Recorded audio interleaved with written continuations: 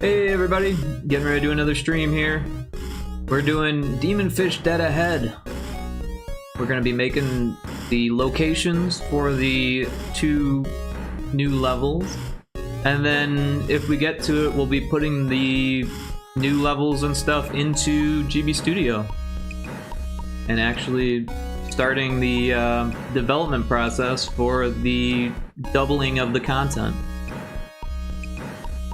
And yeah, we'll start with the easier stuff and kind of leave the mind-numbing copy pasting for later. But yeah, we got ad starting in about 1 minute 30 seconds. After that, we'll be right there in Aseprite, ready to go.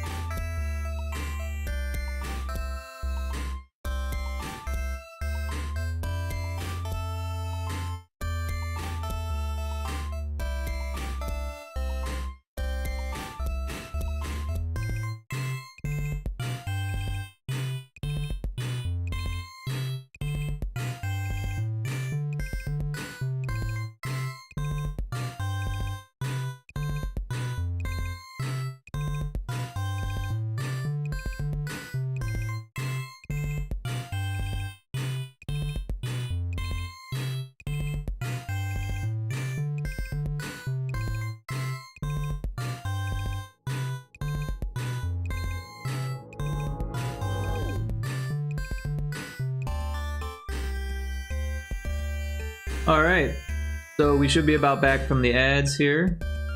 And yeah, so I was looking at these, and so this is water for the first level, and this is water for the second level. So this must be the 4th level, and this must be the 3rd level. Although those look exactly the same. No, they're not the same. They just They're just similar. Okay, so yeah, let's grab the third water and find the third level here. We'll bring up our grid. Did we not copy it?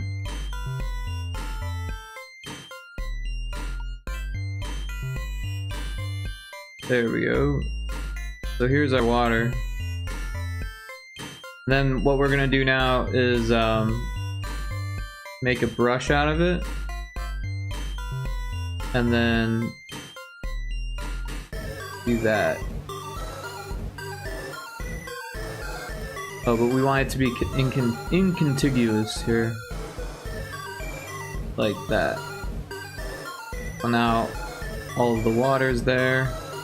Now we'll go to level 4 and we'll find the water for 4 that looks like that. We'll copy that, head over here, bring out the grid. It appears we were on the wrong layer. Let's try that again. Make a brush out of it, incontiguous, and there's the water. It looks a little bit weird now because there's like a connection there, but when it animates, it's gonna be moving the connection back and forth, so it should look okay. Alright, and then what we need to do now is make the locations. And I came up with a list. It's not set in stone or anything. But this is what we came up with, and I'm not sure which one should go with which level. I feel like the spookier stuff should be on the last level, but I don't know, it really doesn't make too much of a difference. They're all kind of spooky-ish a little bit.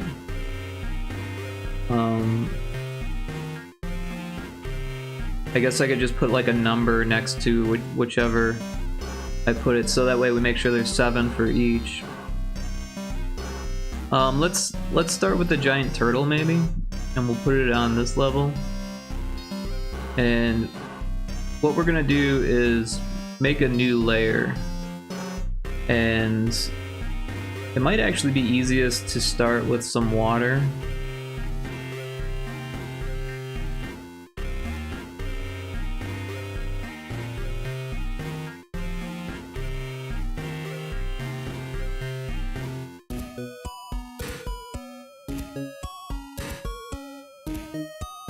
And on the new layer, we'll just kind of make a new background for this corner here. This will be the first location.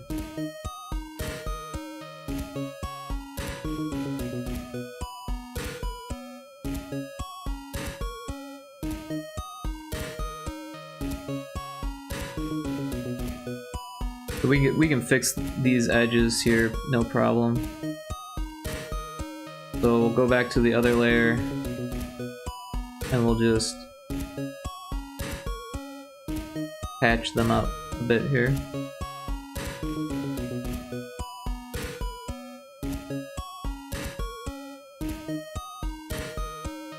Yeah. And then this one, we'll do the same thing. We'll just grab this, and we'll throw it on this top layer here.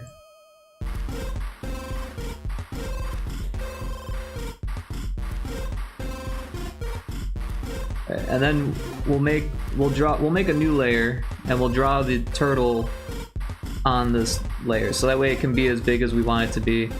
The way that we've kind of set up these maps is that they use very few unique tiles, so that way we can kind of use as many as we need for these 7 locations. Obviously, there is still a limit, but we can kind of, you know, take it as far as we need it to.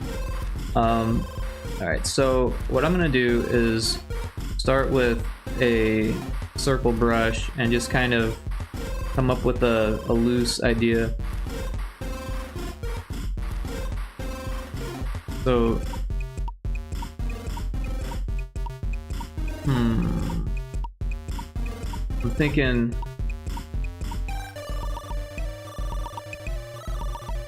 needs like a head over here. We'll give it like a nice big head. And then so their arm can be there, and then everything in between can be shell.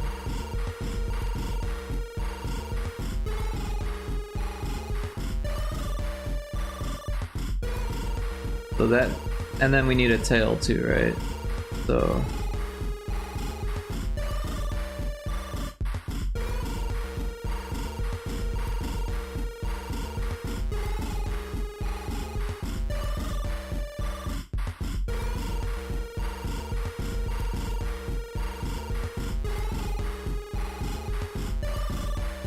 alright, so that's gonna be our general shape for this turtle thing.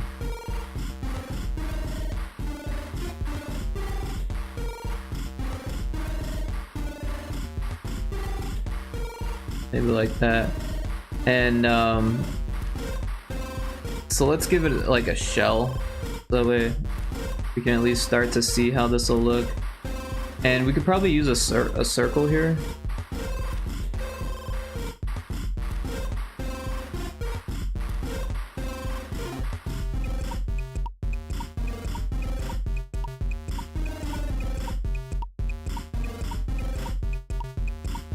And then what we can do is make like a pattern.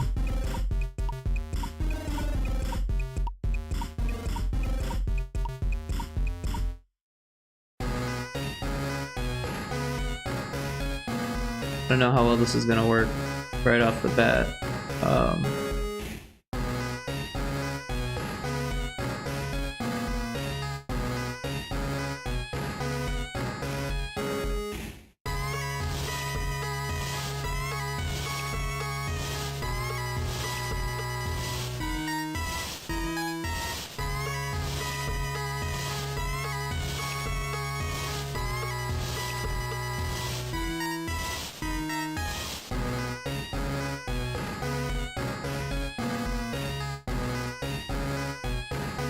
That's not too bad. Not amazing or anything. We can kind of fix things a little bit here.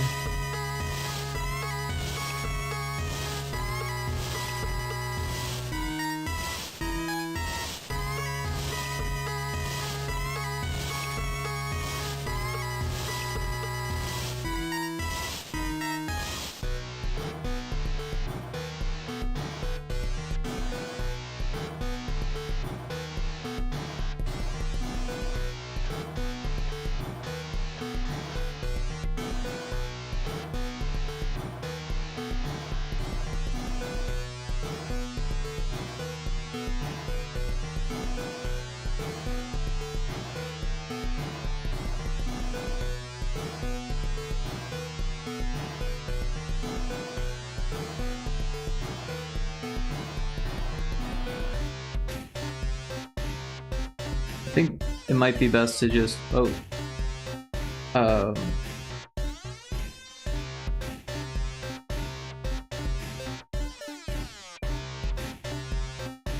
just draw over what we've done here.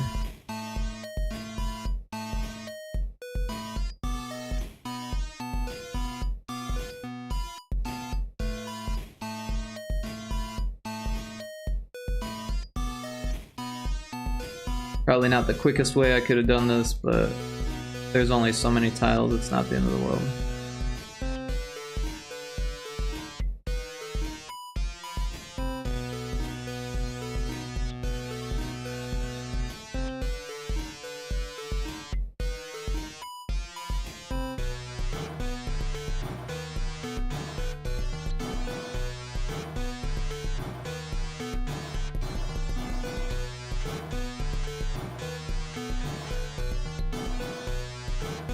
Alright, let's fix this. There we go. And then do the same thing. Yeah, that looks like a turtle shell, kind of.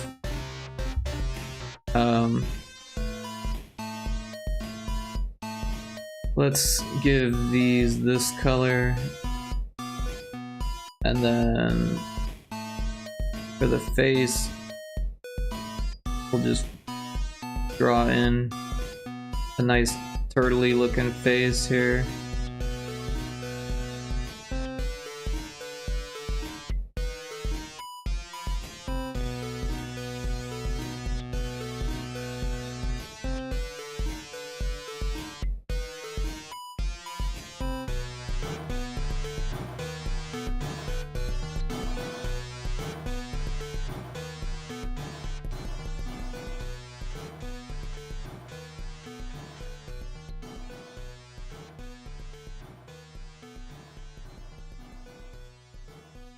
We can give him some teeth because, or maybe he's like a really old turtle.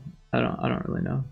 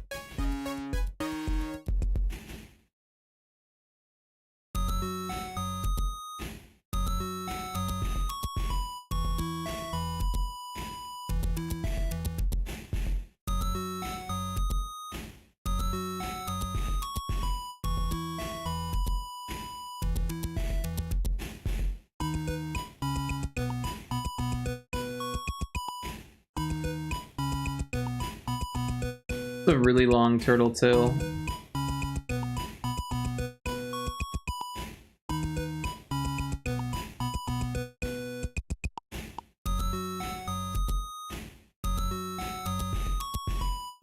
Oops.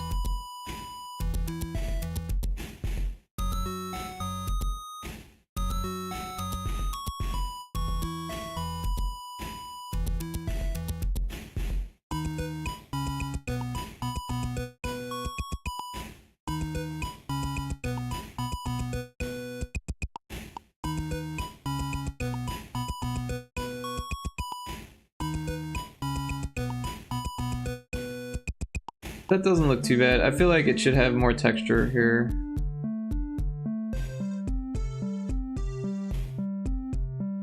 Doesn't need to be crazy or nothing. Maybe these fingers are just a little bit long.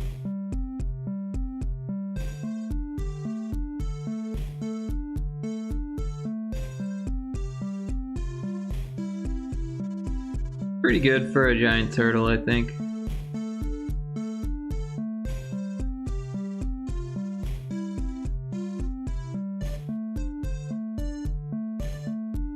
So we can cross the giant turtle off the list here.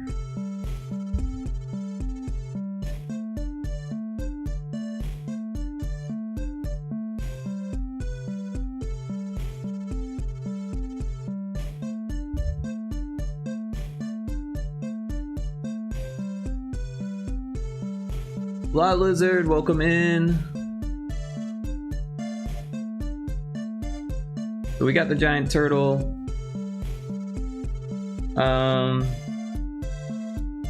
The cruise liner might be good for this level. Maybe we'll go to the next corner. I guess we should probably label these.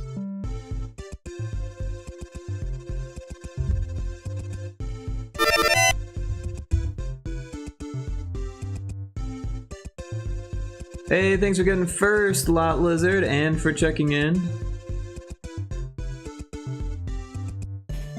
What the hell is spoopy? That's a cute way of saying spooky. It just turns me into the pumpkin, which I already am. Thanks for noticing, though.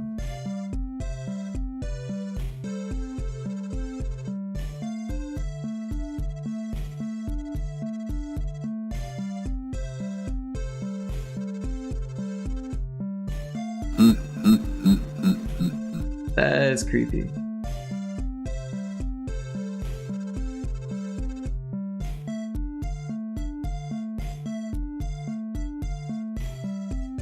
Thank you for everything. You're welcome.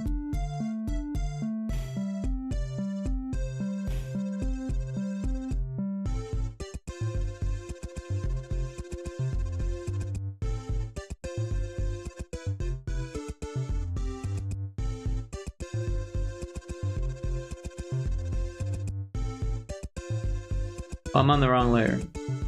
Merge that down, make a new layer. Inconceivable! Inconceivable! Wait a second, what am I even doing here?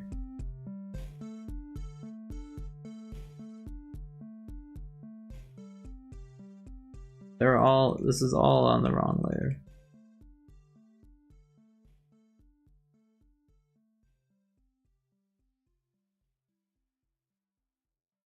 What's on this layer?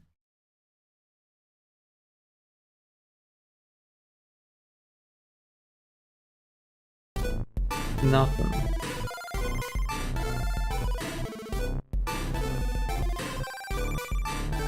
Alright.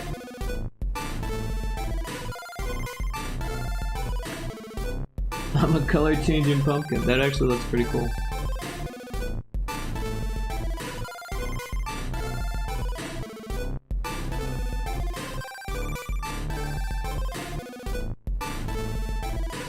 Alright, so cruise liner's going in this corner. We don't need a background layer for that. Did you play Helldivers yesterday? I did, yeah, I got some Helldivers in. Did you? It was the Helldiver holiday. Nice invite. Wait, was I supposed to invite you? I'm sorry. Oh, that's right, you're the friend code thing. I'm sorry. Oh, remember, I didn't know you were playing.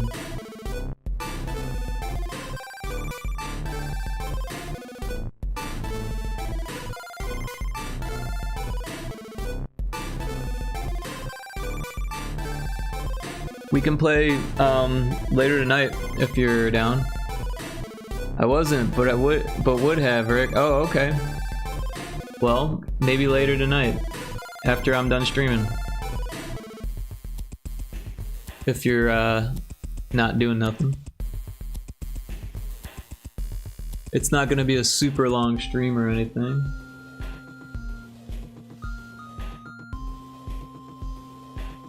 Going back to my skywalk, I'll pop in and out, but I'm mad at you now, so I won't speak to you for 5 minutes. Oh geez. Well, I'm sorry, I didn't know that you wanted to play.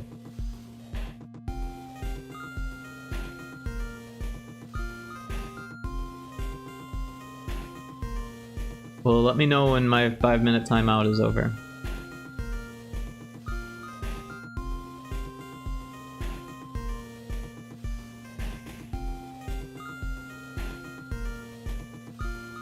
I don't know what a cruise liner looks like.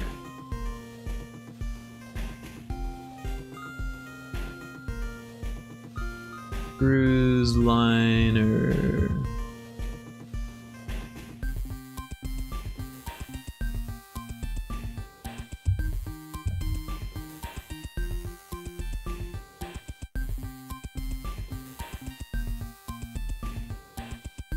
I've got I've got some reference images up now.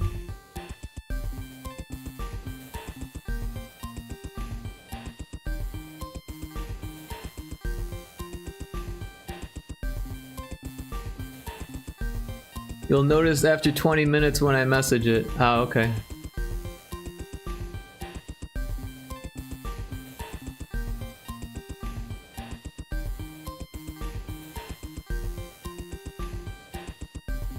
Well, sorry in advance for not seeing the message sooner.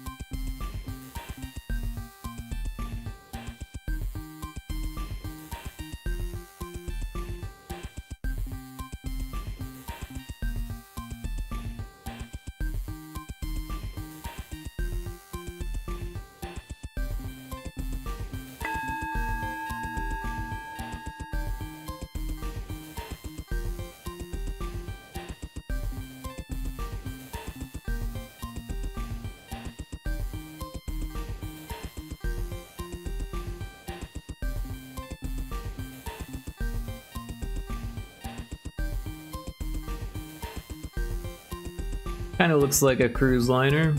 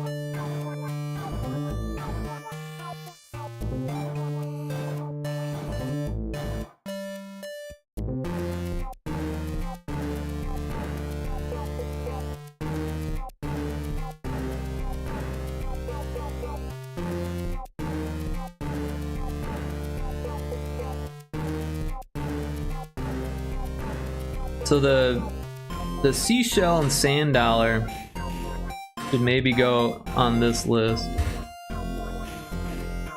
and maybe these two can go on this list to make up for it. Let's draw a sand dollar.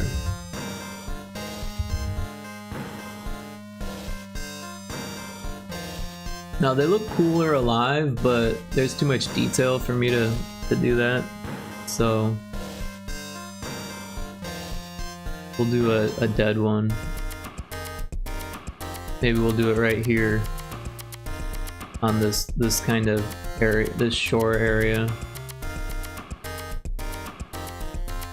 And they are mostly circular.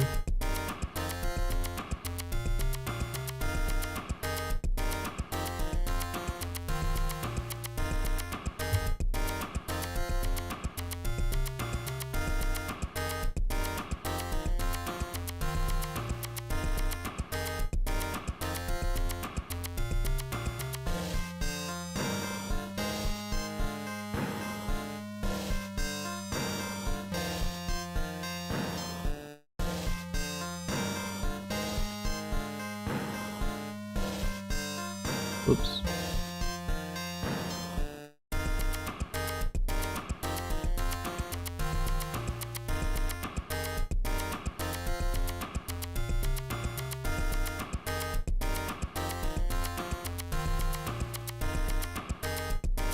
Alright, so if this is the center, they've got like a star pattern. So one goes straight up.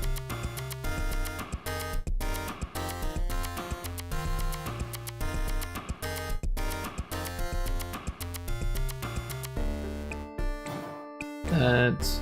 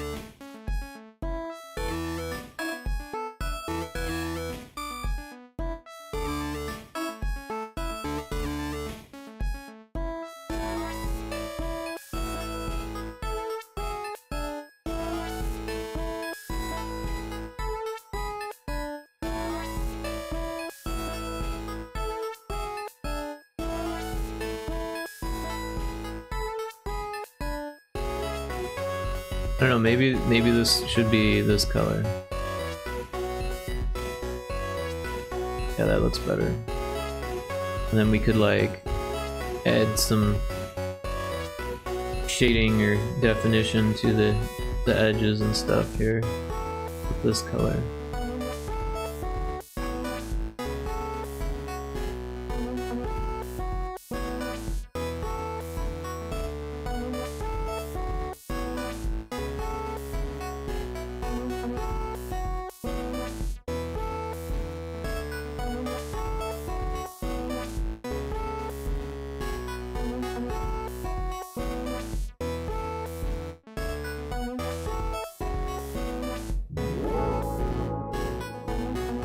Sounds like we've got ad break.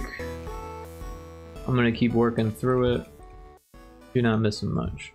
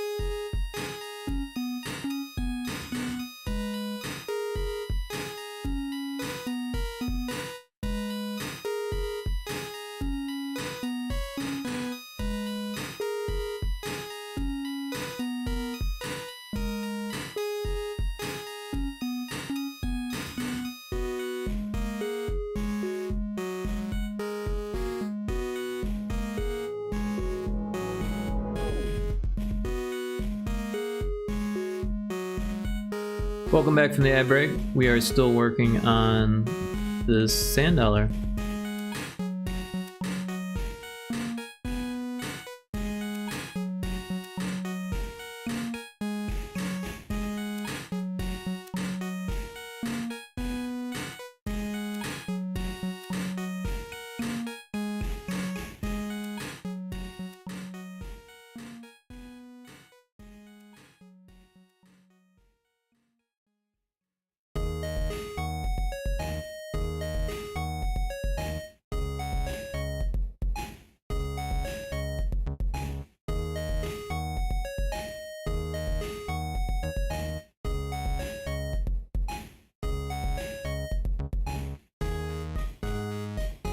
That looks pretty good. Doesn't have to be perfect. Just a sand dollar.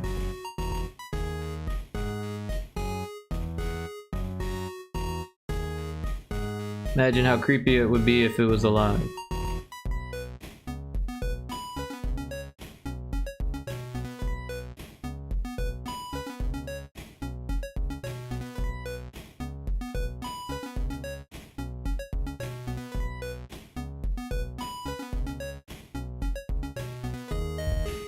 So that's 3 down.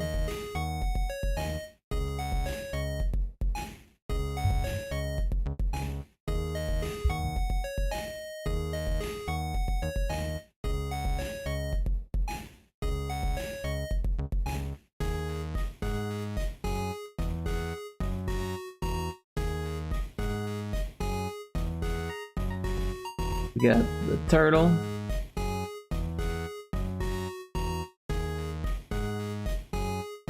The sand dollar.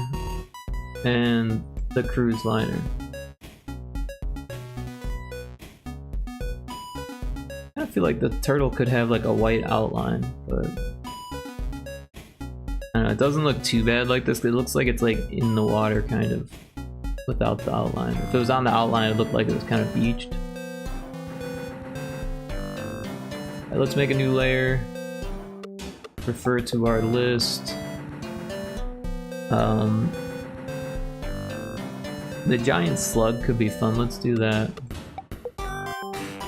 Find a good spot for it. Maybe we could have it kind of going into the wall here. So we'll take the.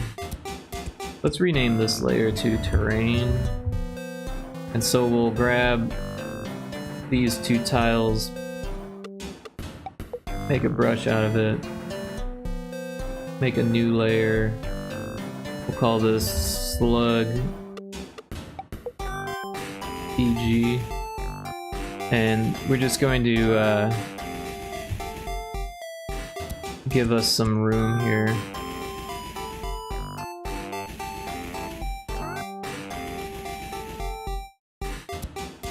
And then we're gonna take this terrain layer and fix things so that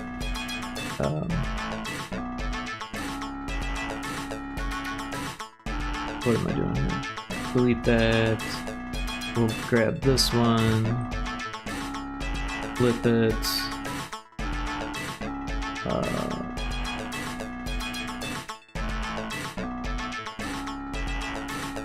There we go, and then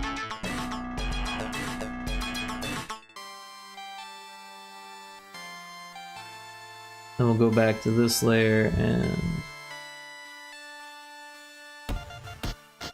oops, this layer.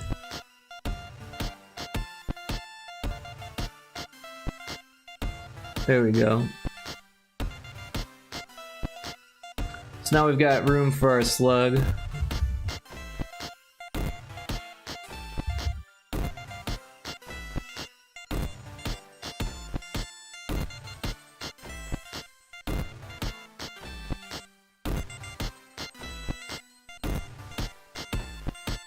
So slugs have like those antenna things.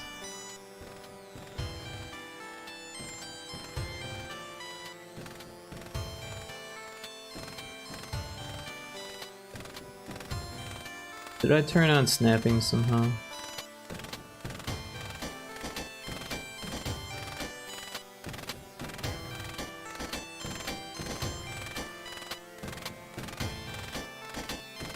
Shift S, that's how.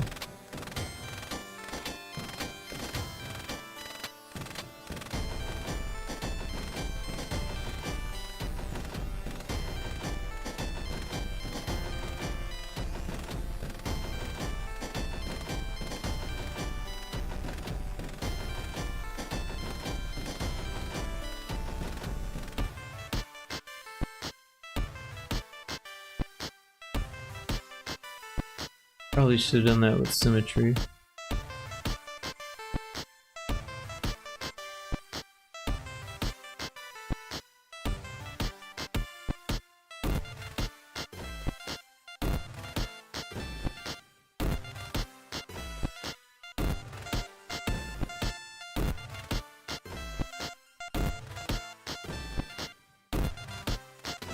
Whoops. Alright, so we've got our general shape for our slug here.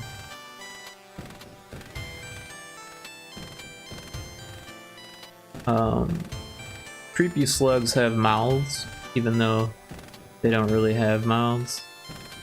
But also they have this massive foot, which is actually their mouth, so you like come up to their mouth. And then they have eyes on their stalks, which are kind of creepy.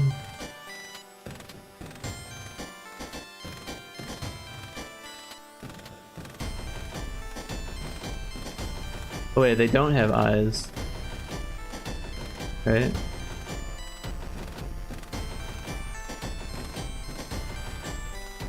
Or do they?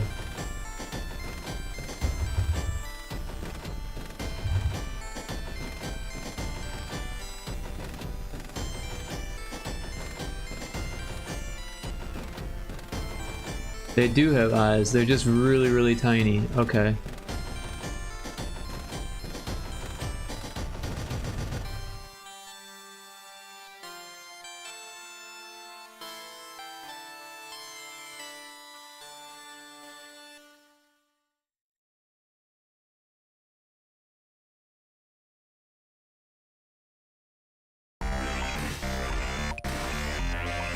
And they also have like husk looking things too. You know what we can do? We can make them like that.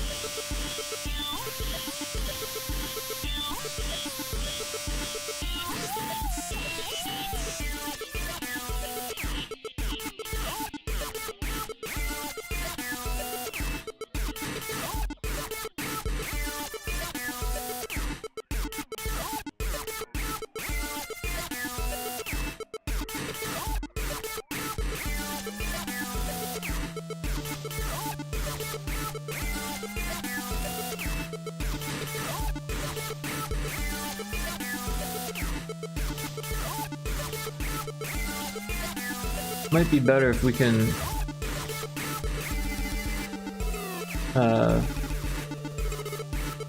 make the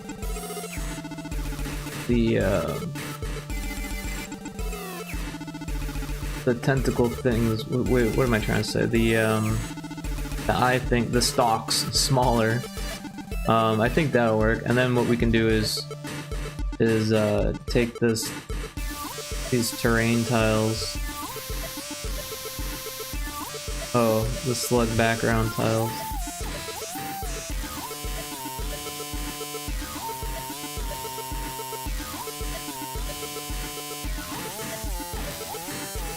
There we go.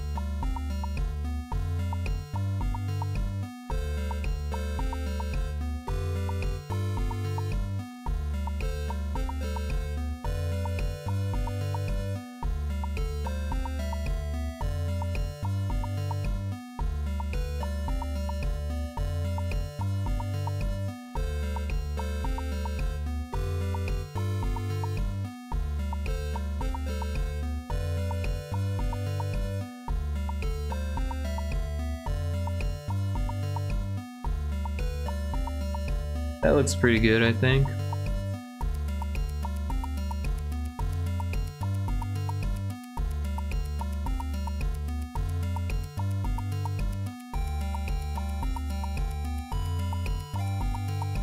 Alright, on to the next.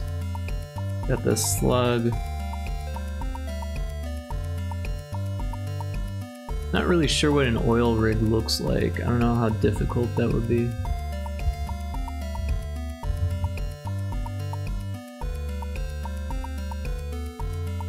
So it's basically like a rectangle with being held up by pillars and like a big tall thing on the top.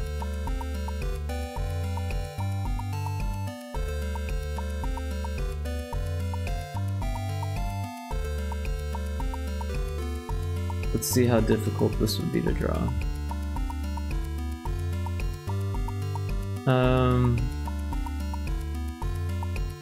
I guess if we did it like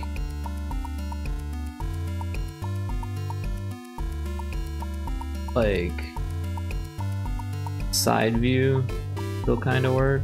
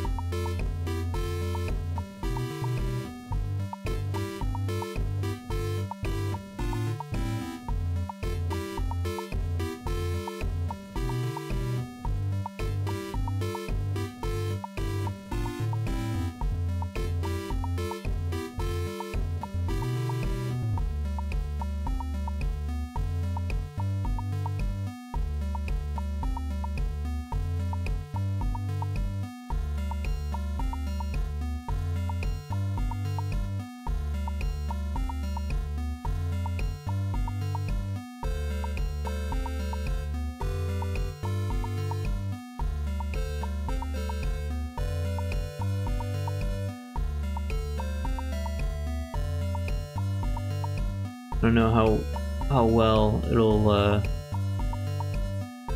scream oil rig to people who are playing, but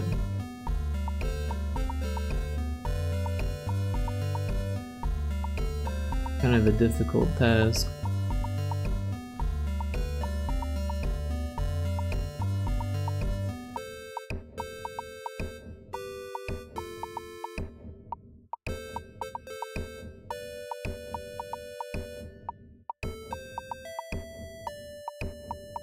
Oh, you know what else we didn't do was put down lighthouses for these levels. That shouldn't be too difficult.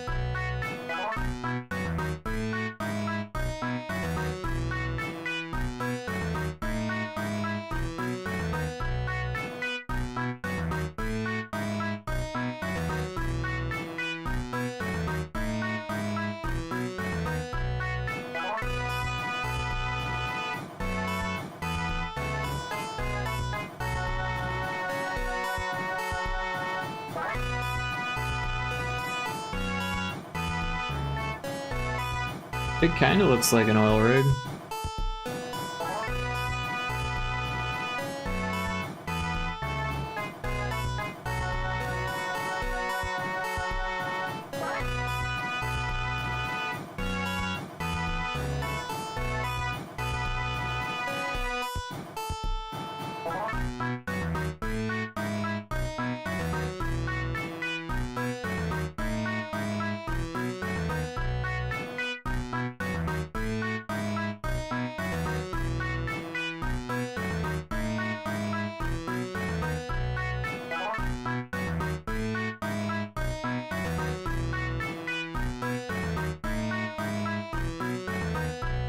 Got a helicopter pad.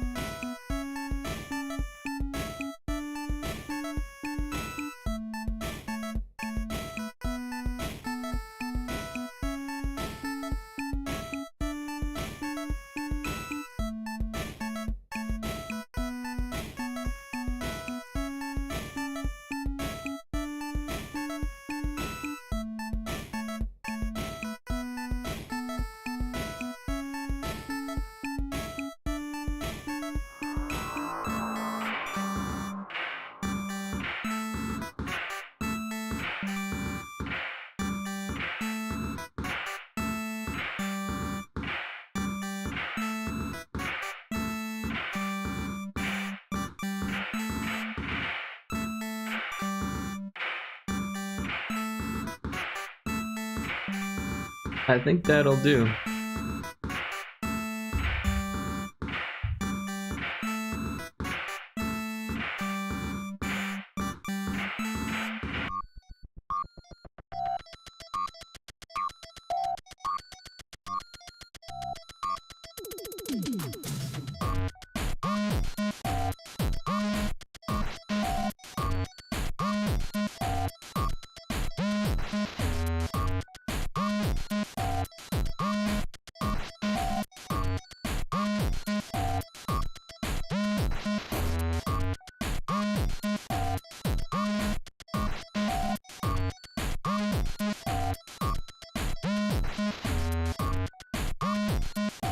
Alright, what's next on the list here?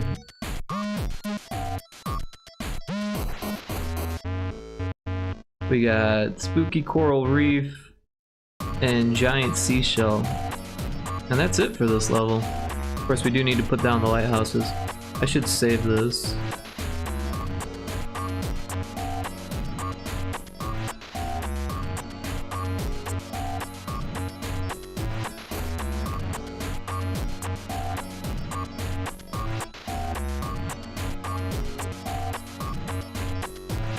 Here's a good spot for a giant seashell.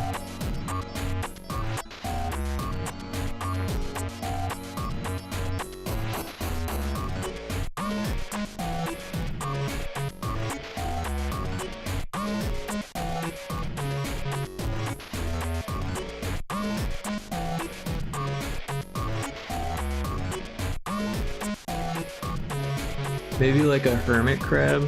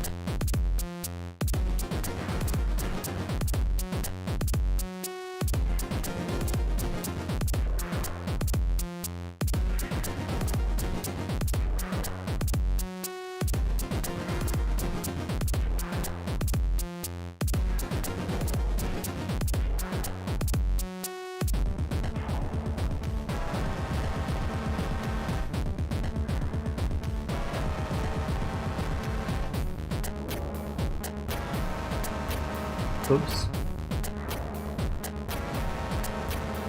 Got distracted by the patterns.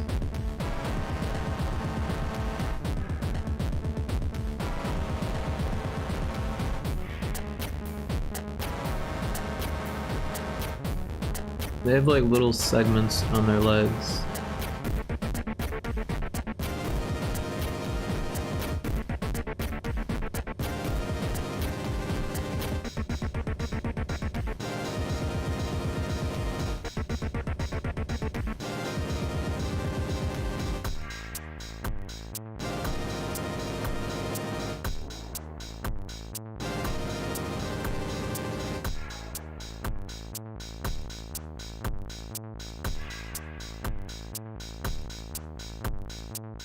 They also have like little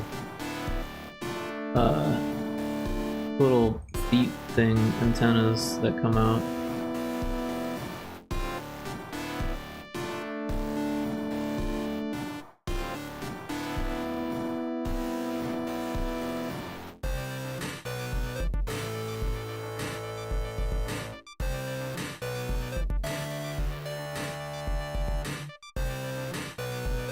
Oh, maybe that should be black.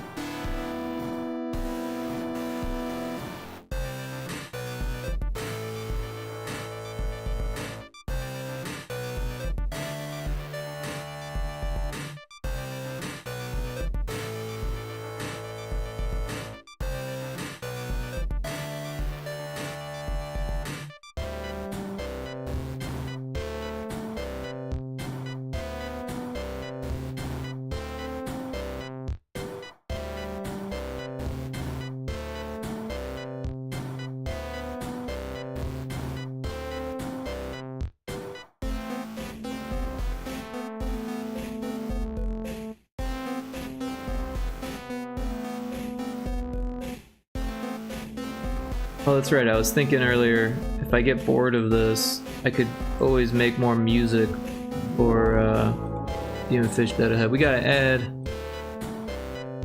I'm gonna keep working.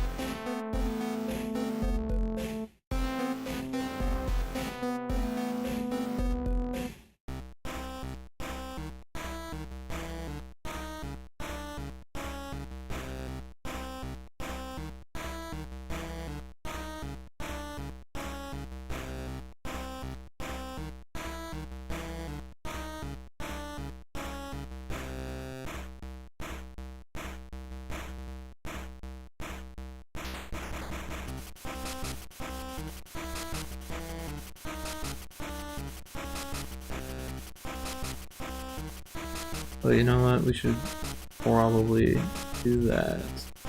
Makes more sense.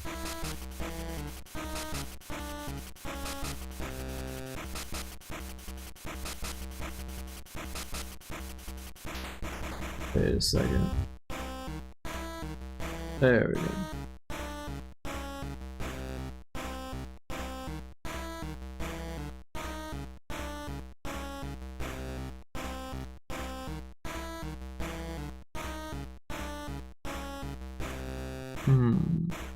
Kind of feel like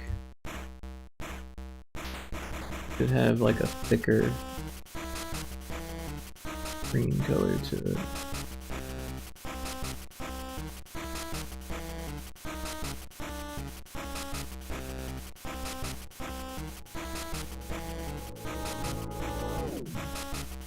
And we should be coming back from the ad soon here.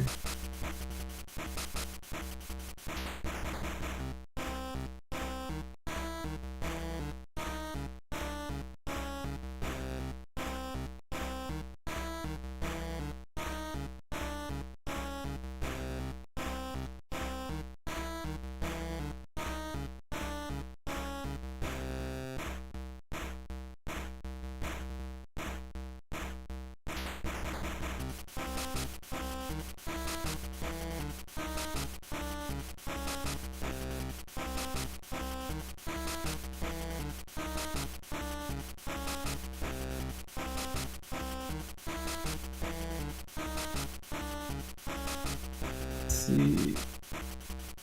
The shell kind of needs more detail.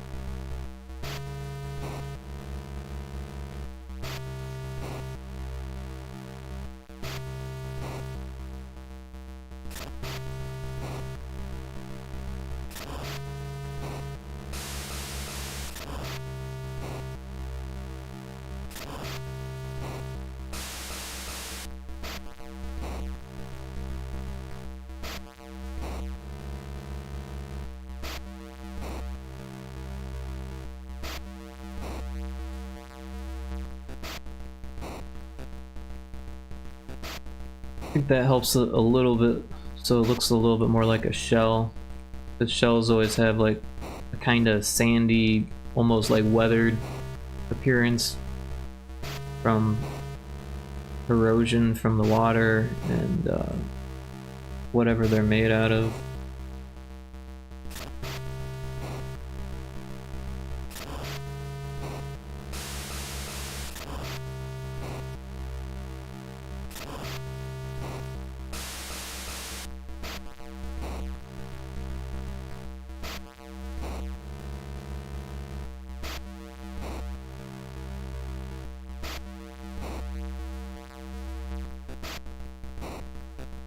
It's an albino hermit crab.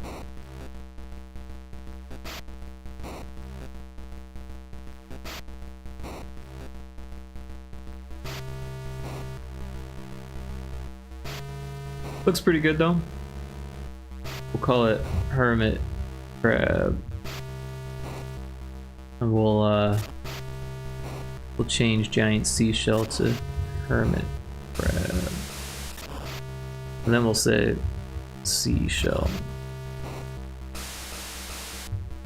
So that way, if we run out of ideas or think like, oh, I don't like this idea, what else can we do? We could always go back to seashell. The idea doesn't get lost then. Alright, so spooky coral reef. Now, coral doesn't really come up from the surface, I don't believe.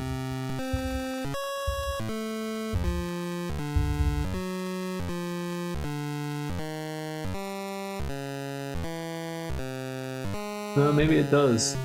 It just like changes color.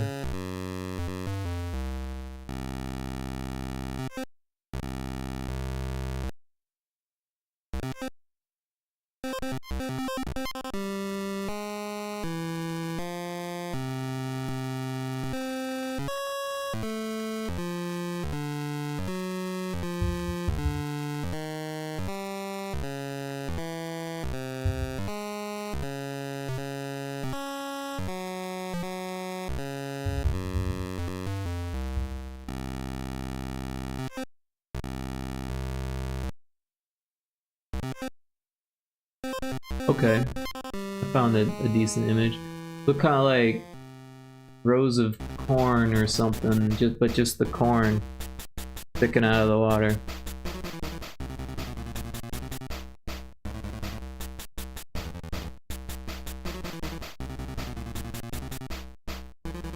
I guess it makes sense to put it in the corner. We could do it over this area here.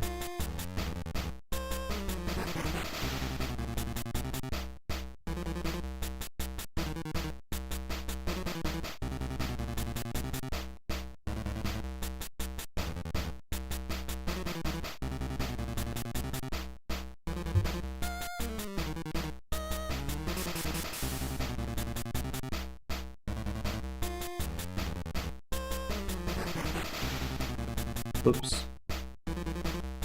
Whoops. Missed the spot.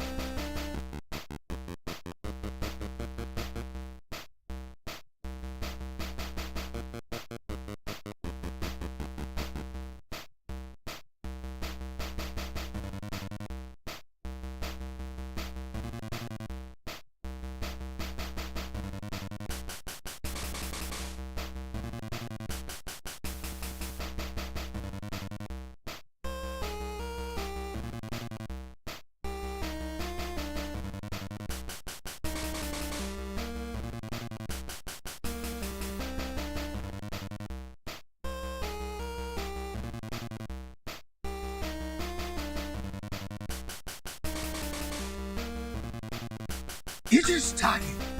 It's time. Am I out of timeout, Lot Lizard?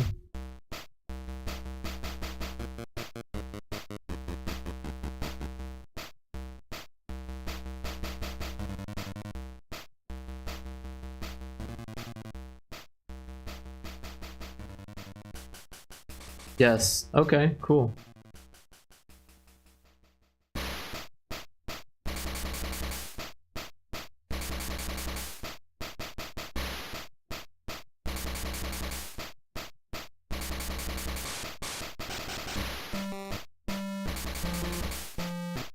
Kind of looks like coral, if you've seen it before.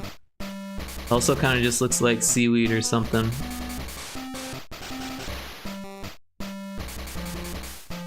I don't like that pixel, I don't know what it's doing there.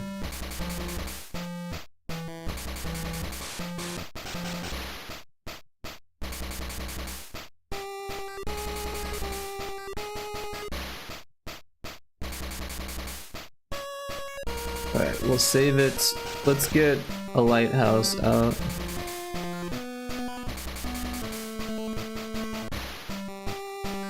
I don't know where the lighthouse is.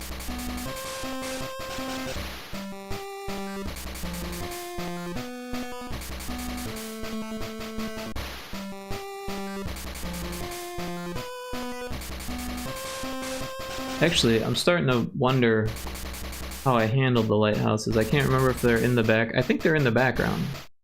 But let's find out for sure here.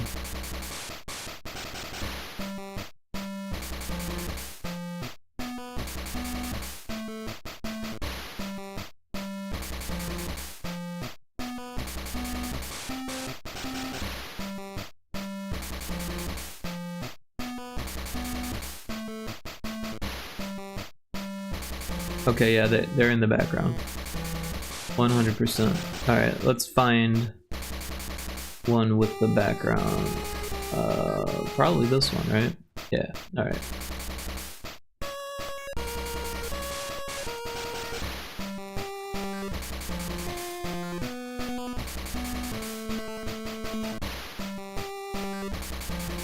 Alright, now we gotta find spots from. How many are there?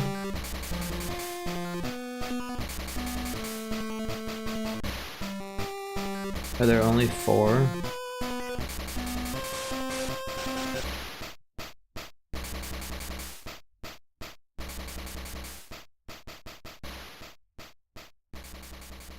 Alright, only 4.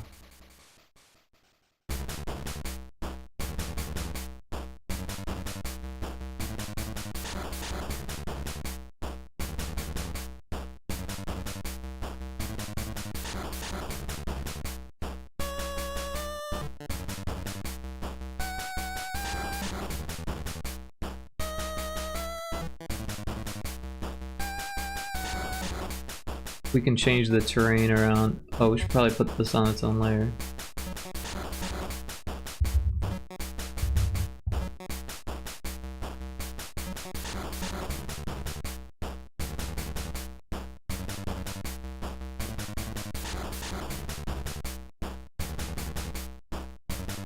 So there's one.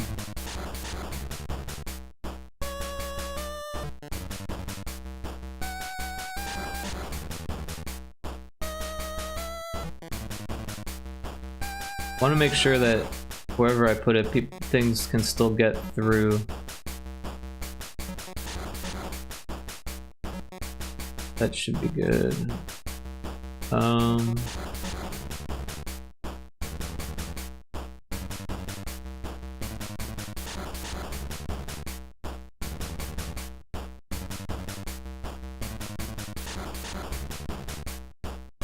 That'll work.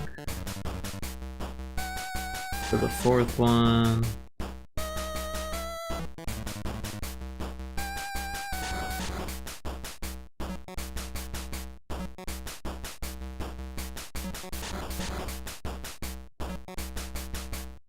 Throw it there. Alright, so now I need to fix the terrain in those areas. Shouldn't be too difficult. Hey, Sloth the Fox, welcome in. Thanks for checking in. How you doing?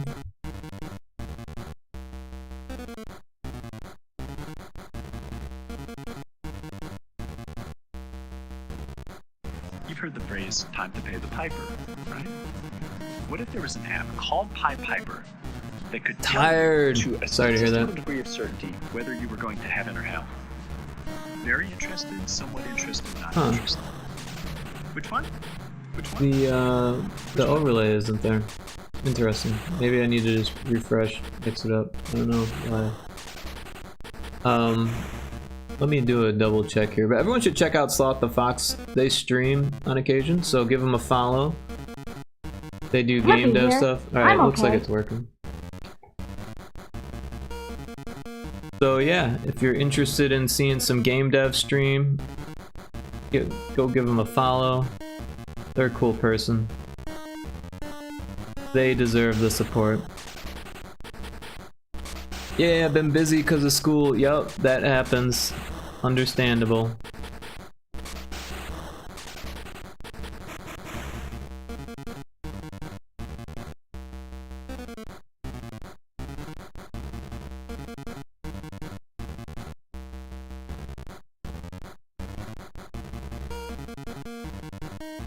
Yeah, that fixes that lighthouse.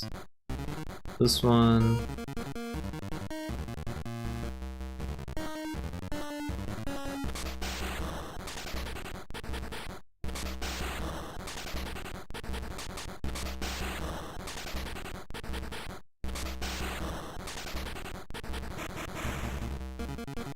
There's that one.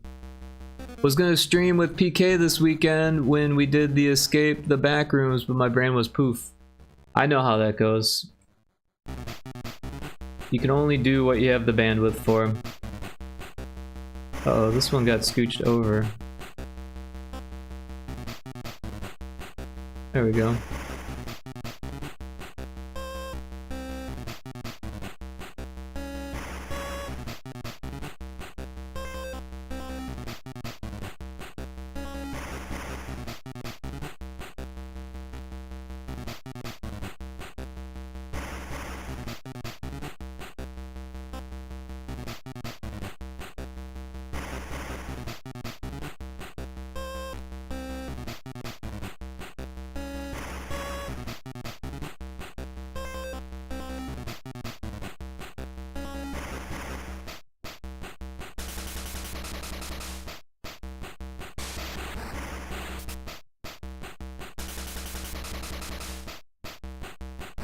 I think that's all of them.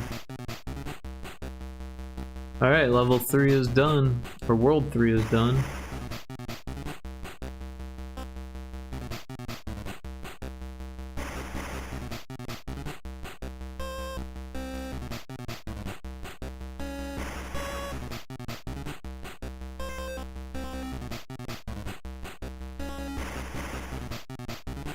Cool. Then we've got this one, which is a little bit more mazy.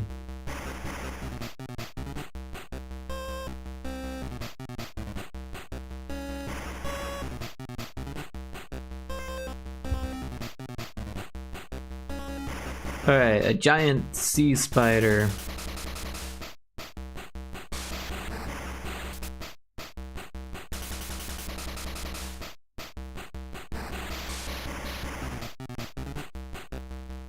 Maybe it could be like right here.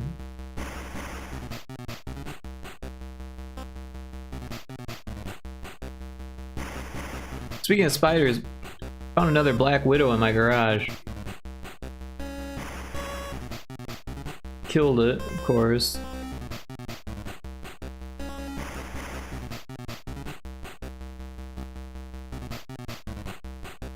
I feel like I need color to draw it with.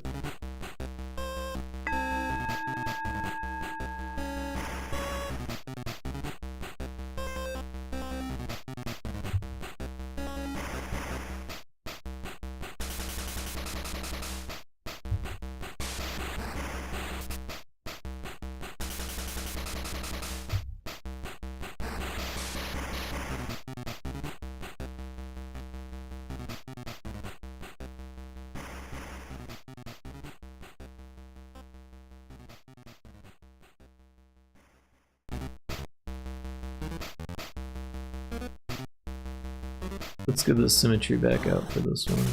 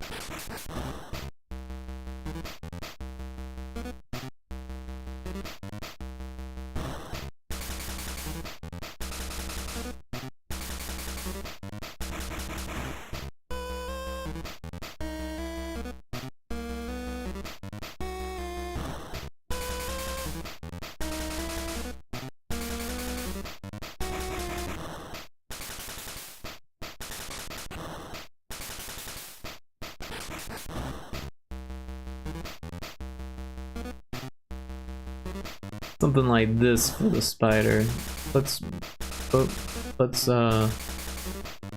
move it over so it's like right at the edge here.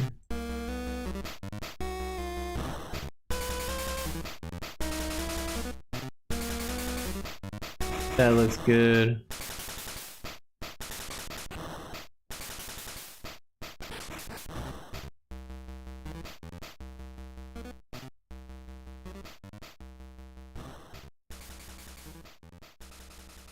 Oops.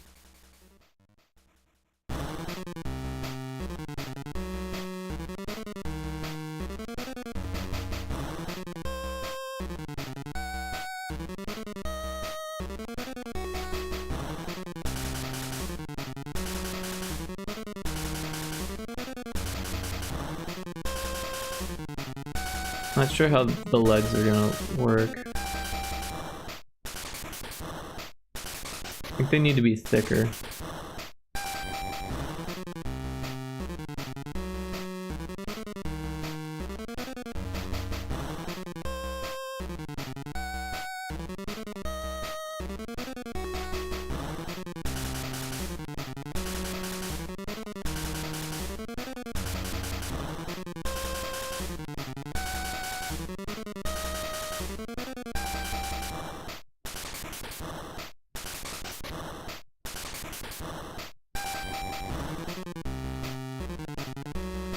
Kinda looks funny the way it is, but when it's on the shore it makes more sense.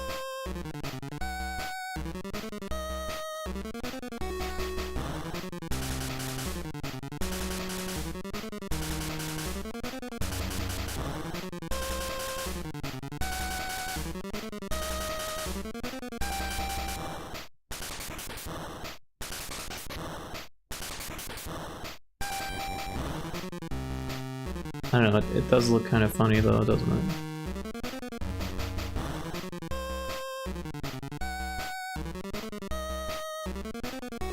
I don't know if that helps.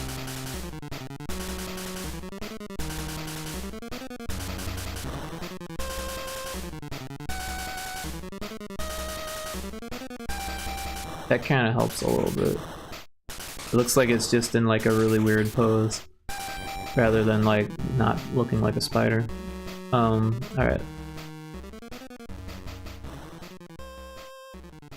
Wonder if maybe it'd look better with a black outline.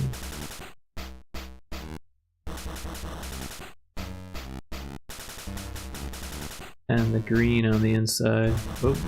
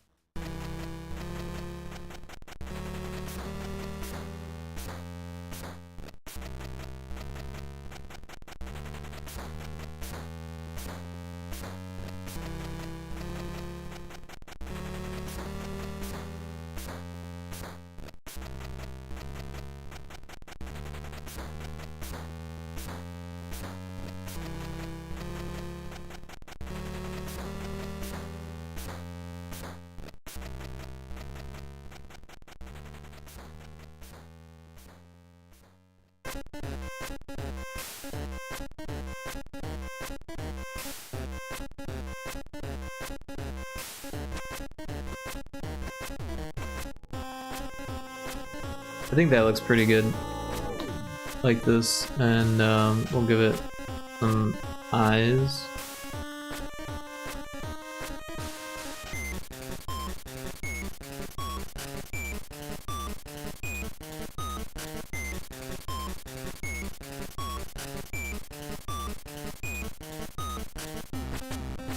That's too many eyes, isn't it?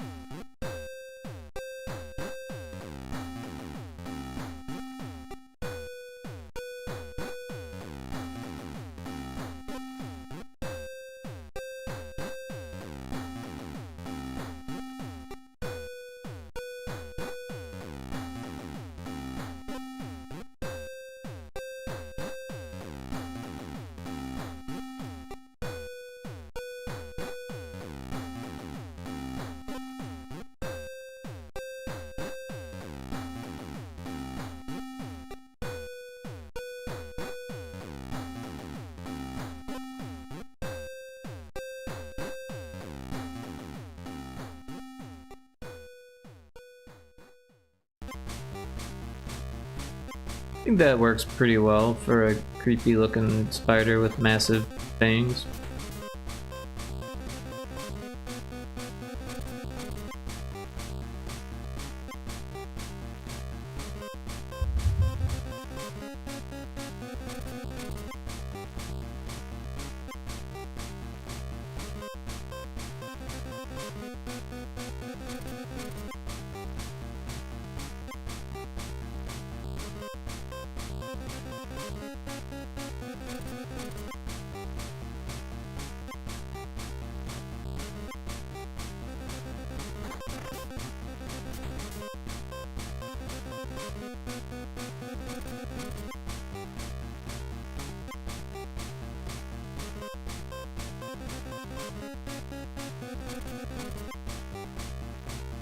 Alright, what's next on the list? We got the spider.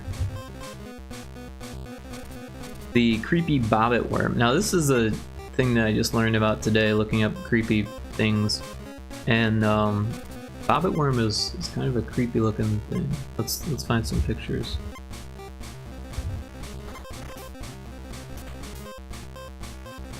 Yeah, so this is a bobbit worm. Pretty creepy looking thing. Reminds me of those enemies in Zelda 2 when you're in like the desert levels. Pretty creepy looking. Nerd. Oh, for liking Zelda? I don't know, Zelda's pretty popular. Zelda 2, maybe not so much. But look how pretty they are. They've got this iridescent, like, shell.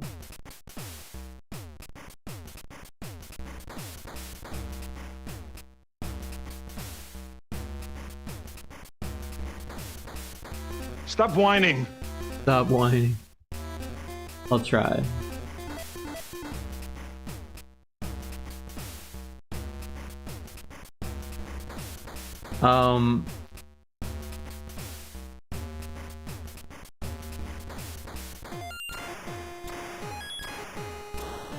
Yeah, so I think something like this is gonna be hard, but we'll have to give it a shot.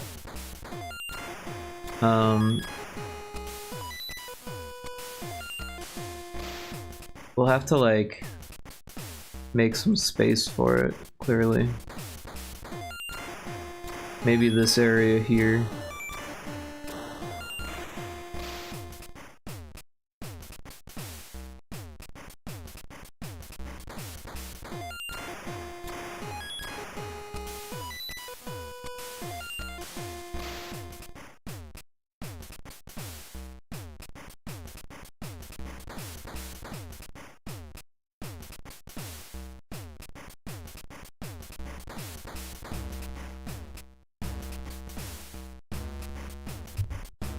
Hold on, what am I doing here?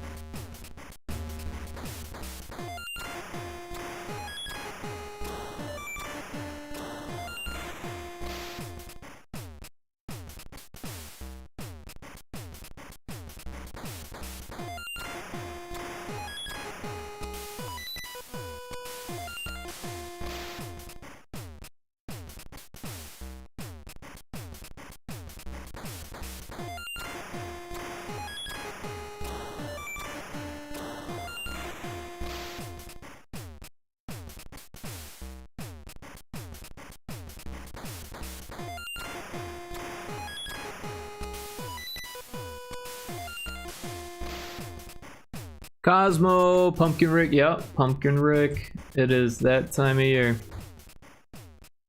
I've turned into a pumpkin. I was out past midnight and turned into a pumpkin. How you doing, Cosmo? Everyone should check out Cosmo's stream. Give him a follow. They do lots of Osu. Hope you've been well. We'll call this Worm BG. And now we're gonna try to draw a bobbit worm, and this is gonna be tough. So I'm gonna do a couple things here. I'm gonna make a box around the area. That way I know where I can draw.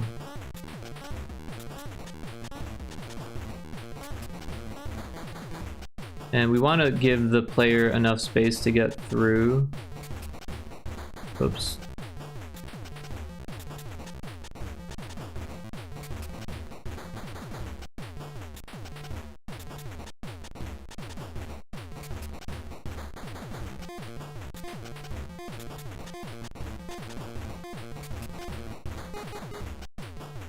So that's the area that I've provided myself here.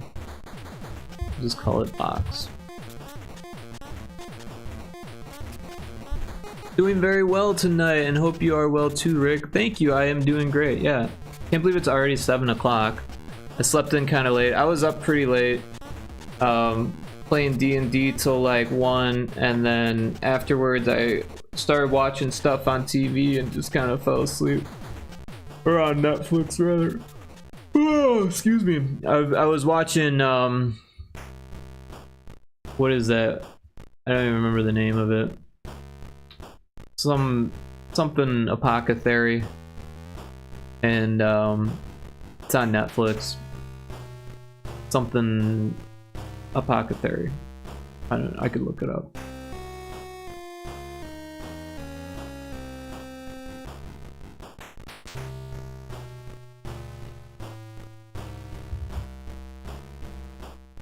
The Apothecary Diaries, is that what it's called? Yeah, the Apothecary Diaries. And it's okay. I think I finished it today. I might have slept through an episode or two. It's enjoyable. It's interesting because it's almost like a mystery, but it's set in like ancient Japan. So yeah, and it just kind of unravels this story. Although it sounds like there might be more seasons coming up. That can be hit or miss depending on the person too, but I actually was told to watch it. Yeah, honestly, it's kind of a different anime, right? Because it's very much mystery based. And there's like the girl main character is really cool. She like is really smart and like has a lot of internal monologue.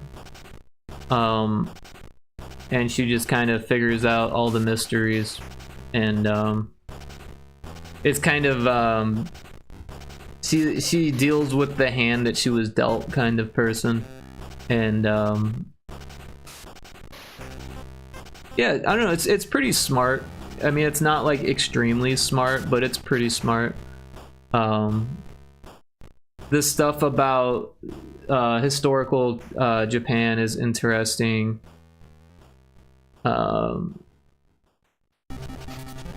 Yeah, it's a strange setting because it's like in like palaces and stuff like that, but it's interesting enough. That does seem interesting, so I'll have to watch it soon. Yeah, I'm trying not to spoil it for you, but it's interesting. I thought it took me, I don't know, it was one of those where like the first few episodes were pretty cool, I felt like, and then I kind of like got bored with it, and then I came back to it, and then I was like switching between Free Ren and Apothecary Diaries. But like I said, I probably slept through a couple episodes.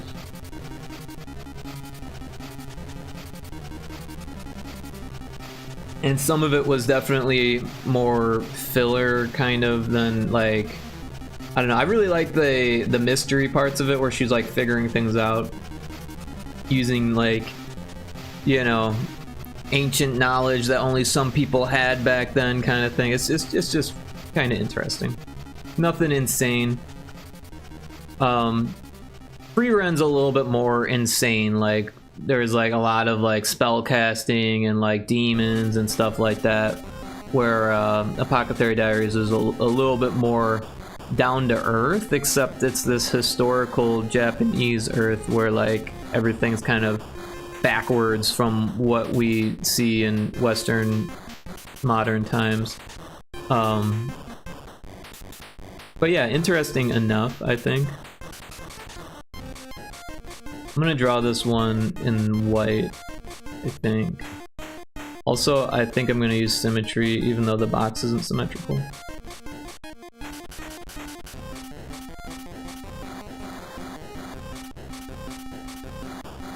So it's got like this center horn, and then it's got like 5 total coming out like that. But then it's almost like a lotus flower. But then it's got this like really creepy hook looking thing.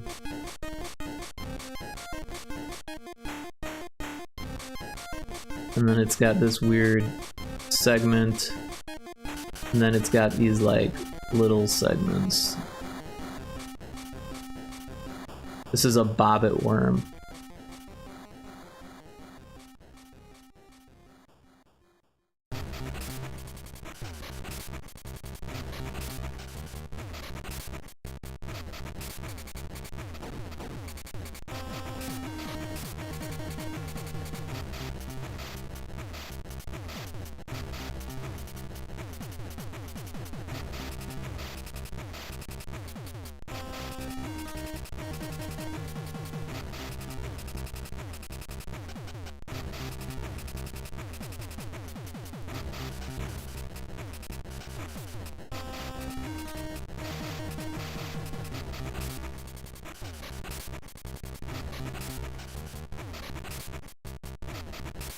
What happened here?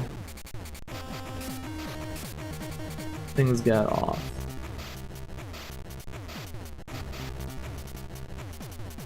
There we go.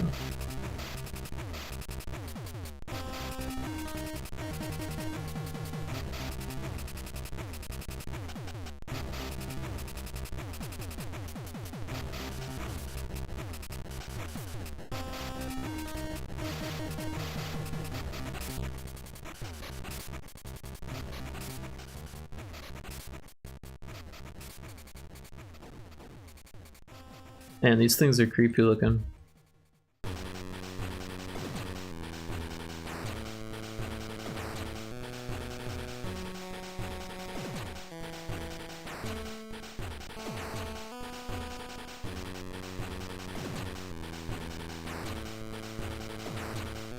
Maybe that's too many segments. Almost looks like a boss. That's probably better.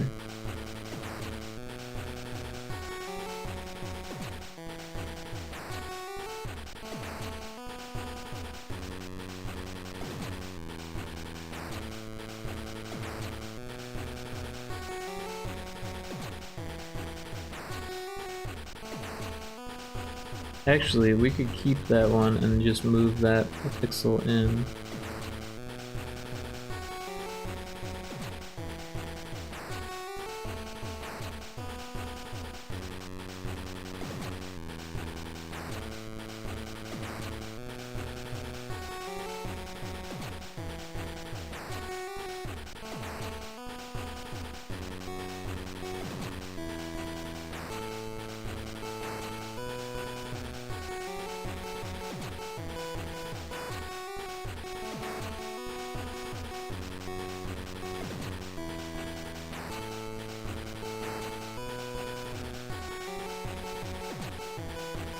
We can get rid of the box layer.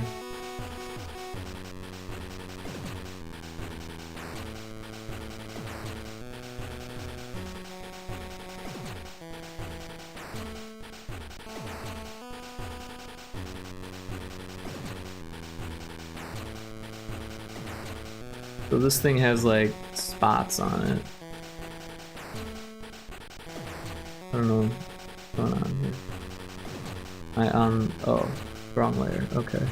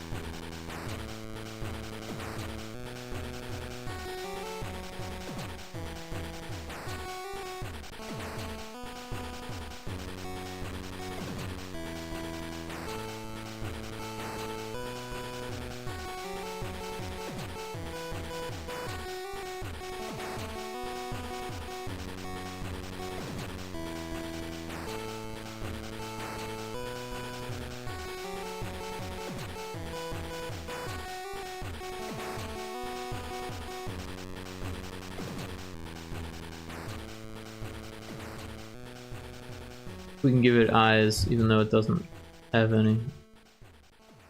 Really, it's like a spot for eyes.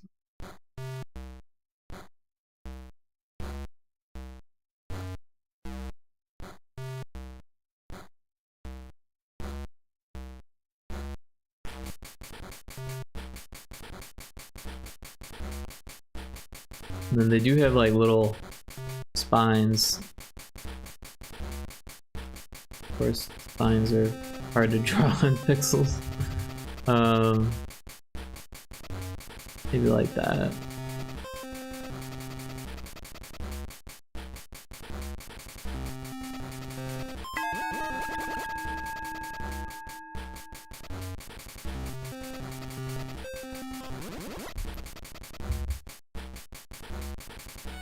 I think that looks pretty good.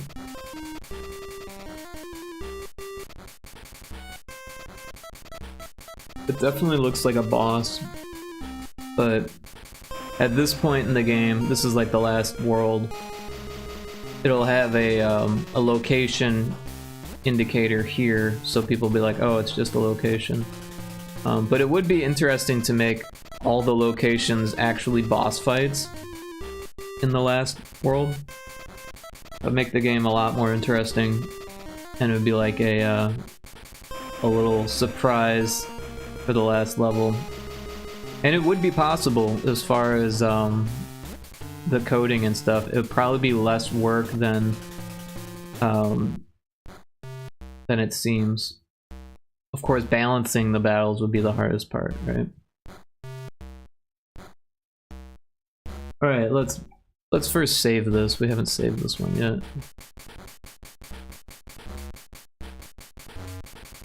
And then we'll name this worm. We'll mark it off on the list. Creepy bobbit worm. Didn't really need creepy bobbit worms, they're just creepy. Sunken skyscrapers and a sunken pyramid.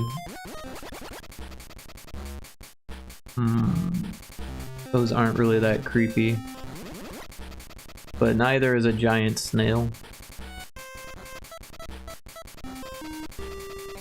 We give it teeth, maybe. Same with the giant clam, give it teeth.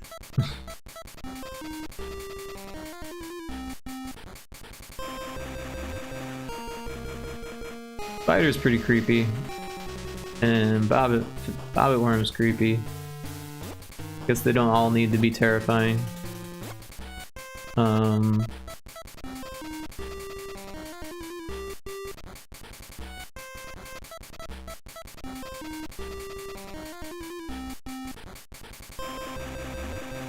Maybe this could be where the snail is. Probably look up a picture of a snail.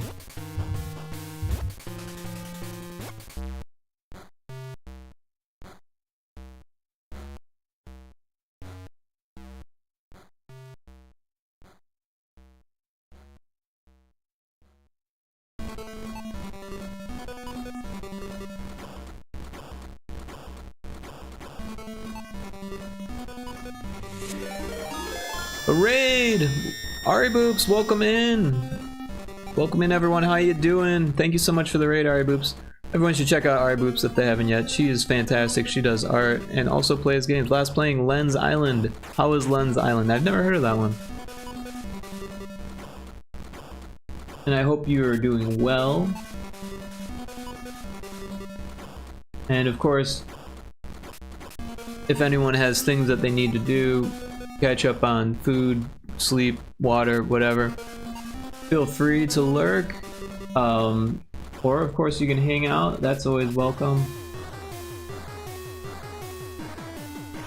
But I hope you had a fun stream. Thank you again so much for the raid. Snooze the upcoming ad here. We're working on levels for Demon Fish Dead Ahead. We made a spider, which is creepy. We made a bobbit worm, which is also pretty creepy. On this level, we made a kind of cute hermit crab. We've got a kind of cute massive slug. We've got a cruise liner, which is interesting. We got a sand dollar. That's supposed to be exposed coral reef. And oh, a giant turtle. And I think that's it. Oh, and an oil rig.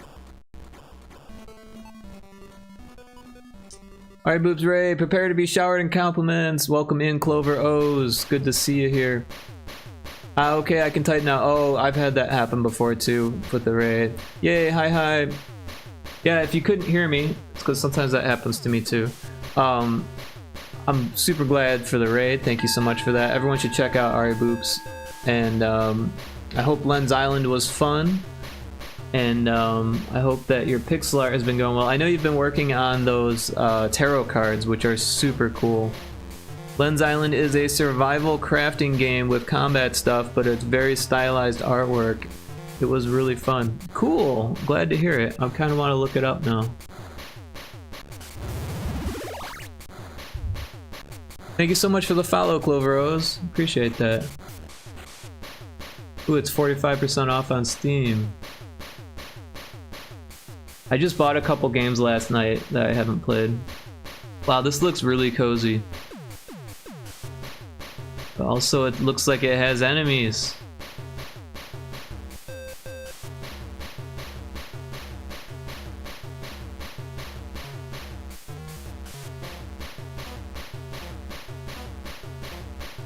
Interesting. It looks like it's got co-op, so that's pretty cool. Or at least I assume that's what these images look like. Yep, solo or co-op. This looks really cool.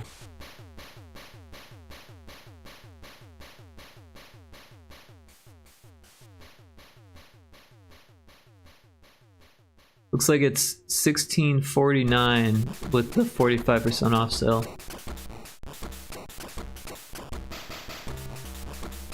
That's a pretty good deal then.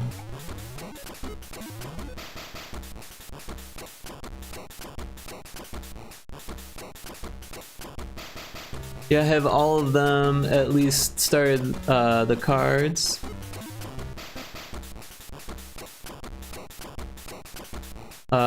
Enemies like Murlocs.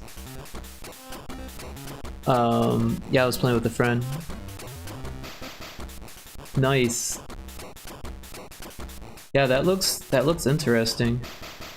Mixed reviews. It's like a few of my friends want this game.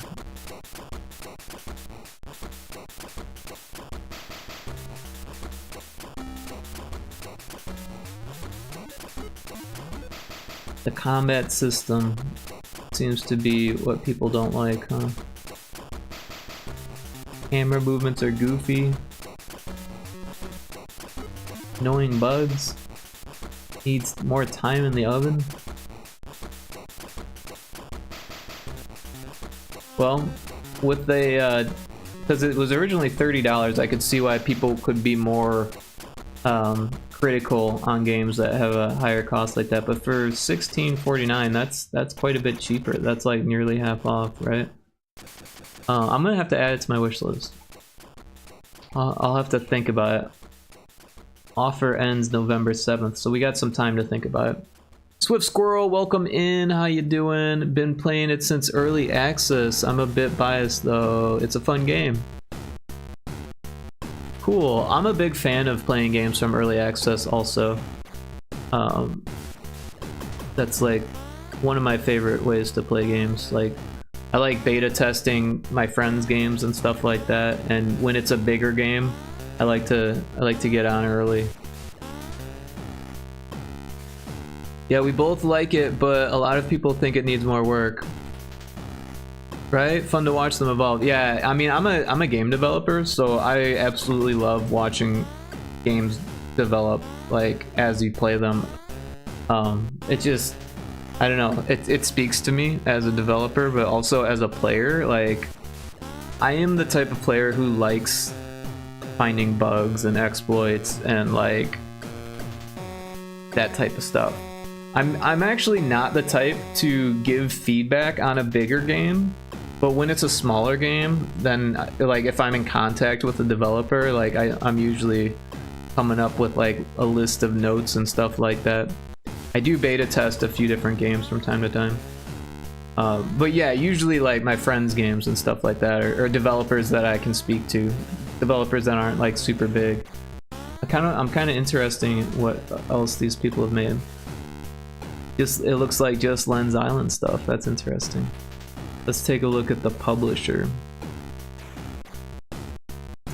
Oh wow, so the publisher worked on Core Keeper, or published Core Keeper. It's a really big publisher. I mean, not like massive, but like big enough, right? Fireshine Games.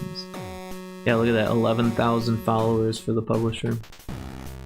Cool, well thank you so much for sharing that. Yep, it's his first, I think. Oh, cool. Was it originally a solo game? There's like 5 of them now. Very cool. Yeah, the dev for Len is super active in this Discord. Cool. Yeah, it's so hard to be active in Discord. Like, even in my own Discord, it's hard for me to be active, and it's not even very big. And it's not like I've got like a whole bunch of games that like, or I mean, I guess I do have a bunch of games, but not a whole bunch on Steam that people are like coming in to chat about, you know? Well, I didn't know they did Core Keeper 2. Yeah, the publisher. I'm snoozing the ads, by the way. But yeah, that's cool that it's their first game. It really looks like it has a lot of polish. So if that's their first game, they probably worked on other stuff that just didn't get like a commercial release or something like that. That's usually the case when people say like, oh, this is my first game. A lot of the time it's a bit of a marketing strategy, because when you're a game developer, your first game is like, I don't even know, like one of my first games was like 3D Asteroids, you know, like I didn't produce it, I didn't even give it to the public, I didn't put it on itch or anything like that. I just like learned how to program. And I had like I had at least like 10 games like that where it was just like little things. Yeah, first marketed game, yeah, that makes sense.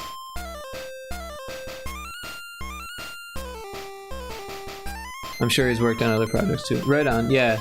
Because when you're a solo dev, it's like, I don't know, there's newer solo devs these days that like they just start solo, and that's kind of mind-blowing to me. But at the same time, like I tried starting as a team developer like over and over again, and it kept failing for different reasons. Usually because teams are volatile and hard to keep together, and you know, people change over time. Some people are more you know, devoted, and other people are like, oh, I'm not really interested in this anymore, or you know, there's just so many different reasons why a team could fall apart. Eventually I just was like, you know what, I'm gonna learn how to do this by myself so I don't have to rely on other people, and that was the road I took, and now that I've been able to make games on my own, it's a lot easier to make games as a team and kind of be able to tell who's more capable of it and which teams are worth working with and stuff like that. But yeah, this game that I'm working on now is Demon Fish Dead Ahead. It's on itch, so you can play the current version of it, but it's a Game Boy game.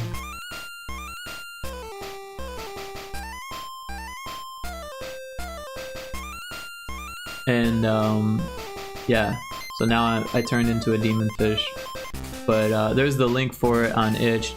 And it started as a game jam game. I actually made the whole thing in 7 days, and it was just one map with like 7 different locations and like 8 different fish and then a boss.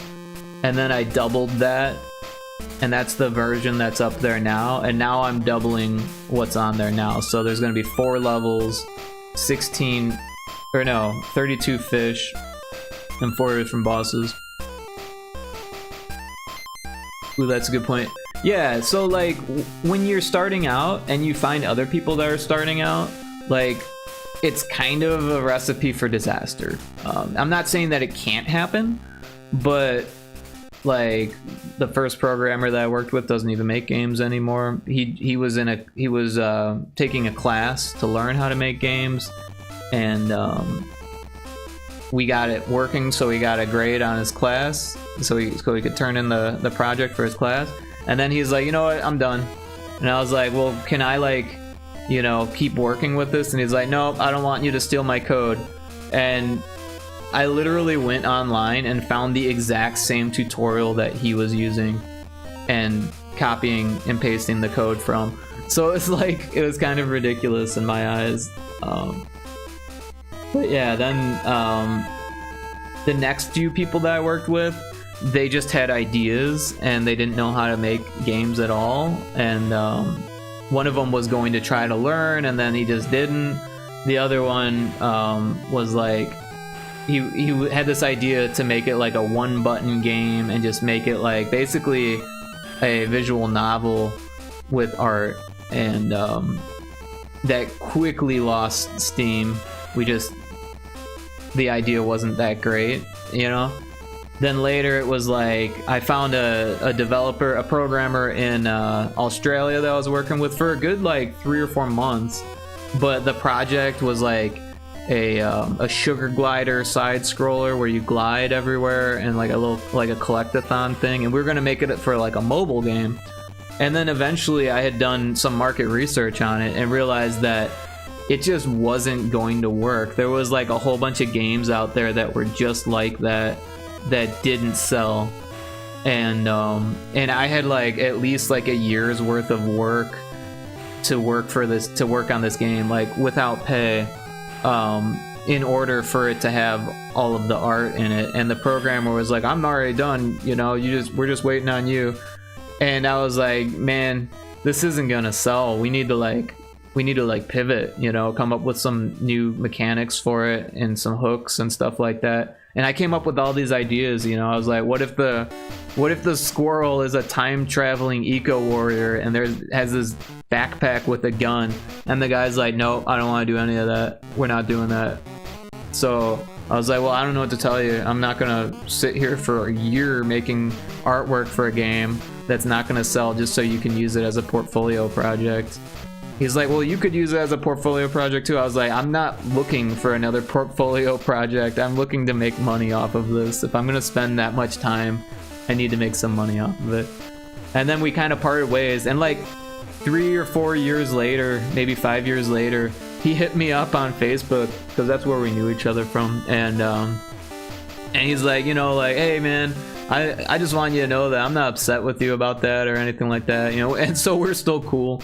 You know, he's like, I totally get it. You know, he didn't end up going down the game dev route after that. Like he switched careers entirely, and yeah. And then after that, I did a game jam, and I like actually finished something with a group of people for the first time, and it was because it was a game jam. Yeah, that's like a runner game or whatever.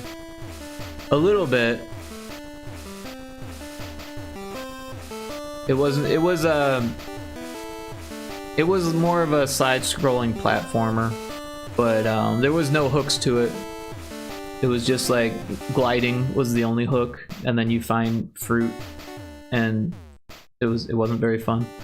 And the controls sucked. Everything was clunky, and it needed a lot of work. And the programmer was like, "It's done. It just needs art." It's like, we're gonna need to test this a bit, and I don't know.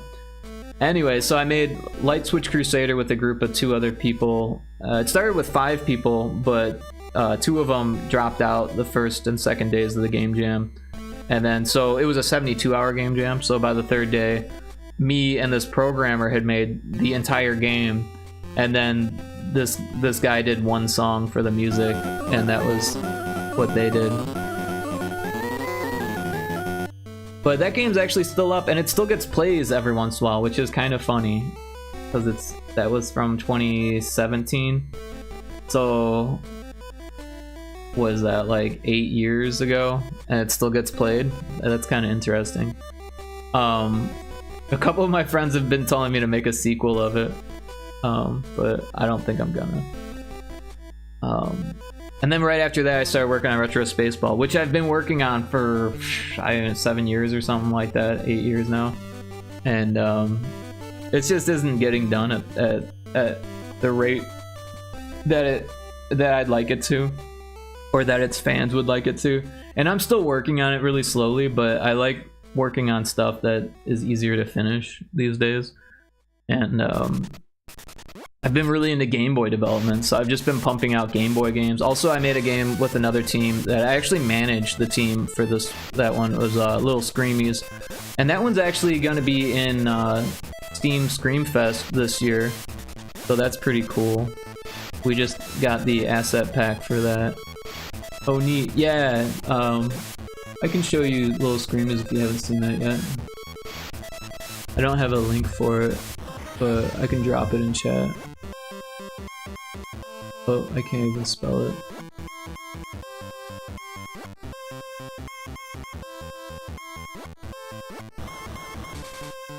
So yeah, here's Little Screamies. Oh, BRB, 5 minutes actually. Okay, no problem, take your time. But yeah, for people who want to check it out, go ahead and click the link. It is a free game. It's single player, kind of a walking simulator. And yeah, oh look, it starts now. Now, it's November 3rd. Cool. And then on November 3rd is actually Piratoad's release date. But yeah, this released November 6th of last year, but we missed Halloween. So like, it kind of sucked. We were like fixing bugs at the last minute, and like, we missed the date that we wanted to release it, and yup. Anyways, I'll show this again when Fire Groups comes back. Also, there's an ad starting soon, so I'm actually gonna take a BRB myself and make some tea. So we'll BRB, and I'm gonna make some tea. So for anyone who missed what I just said, I put it into the chat. And there's the ad. Alright, so yeah, we'll BRB.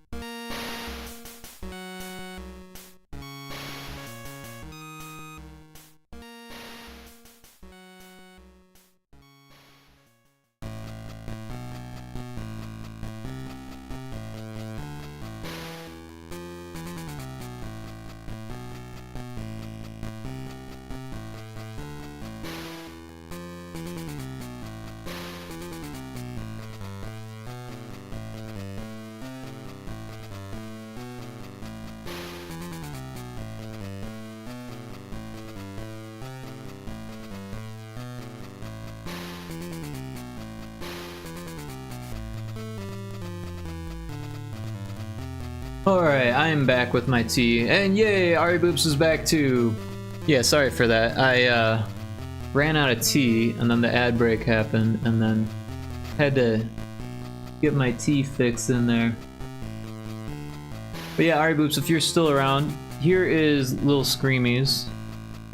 We can check out the trailer here. I actually made the music for it too. It's kind of loud.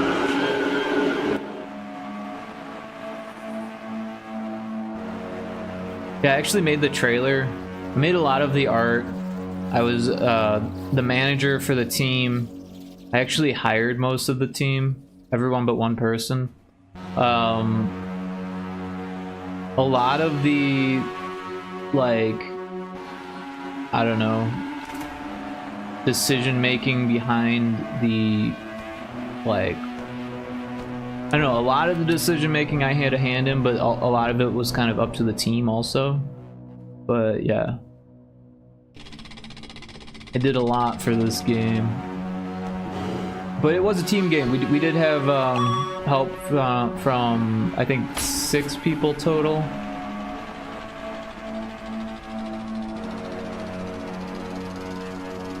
And things look a little bit better than they did from the trailer. We made the trailer before the release. I never went back and made another one.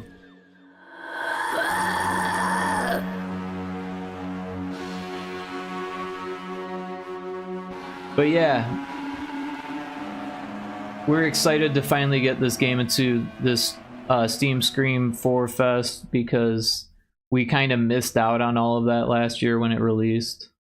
We released it on November 6th, which was like voting day, and that was my fault because I didn't realize that. So like our social media stuff just got completely buried. But yeah, mild horror elements. So it's not too scary. It's kind of like, I mean, it's not like for kids, but it could be, right?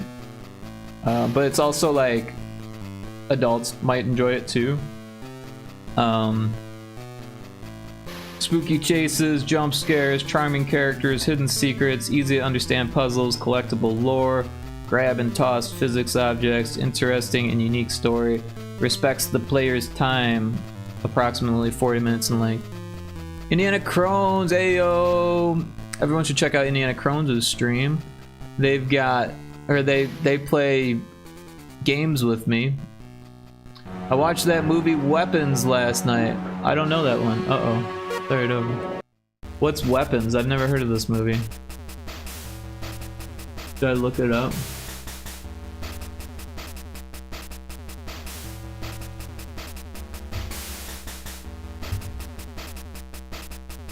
A 2025 film. American supernatural mystery horror film. Directed, written, produced, and co-scored by Zach Kreger.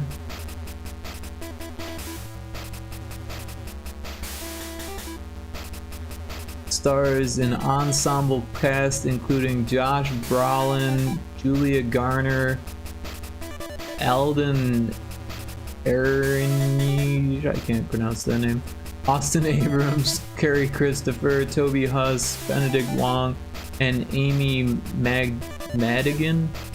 Honestly, I don't know any of those people. I've heard of Julia Garner before, but I don't recognize her face.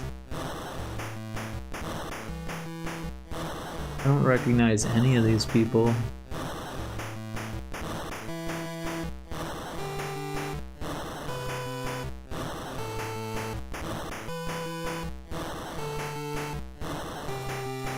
But I hope you liked it.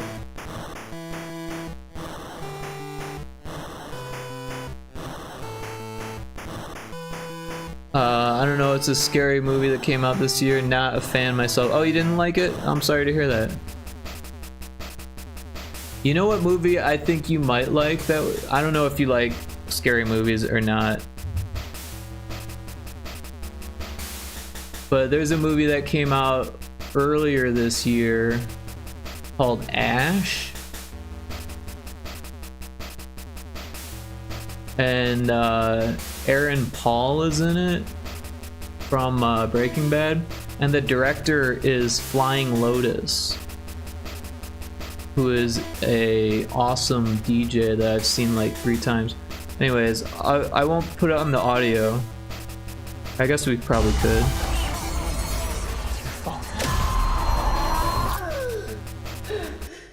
This is the trailer. Abnormal activity.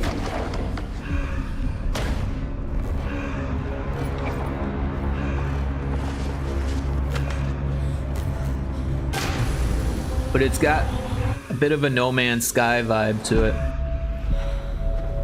It's very psychedelic in its colors. It's a bit of a trip. But I enjoyed it. It's scary. It's psychological. It's sci-fi. There is no one left. Movement at exterior airlock. Who are you? It's me. Send me a distress call. What do you remember? Just moments. We need answers. Try to stay calm. Something is not adding up. Listen to me. You and I, we have a purpose. Do you understand this? What are you not telling me? What's happening? Unusual life form detected. So yeah, I enjoyed Ash. I thought it was good. I'm a little biased because the director is one of my favorite DJs. I could put on his music real quick.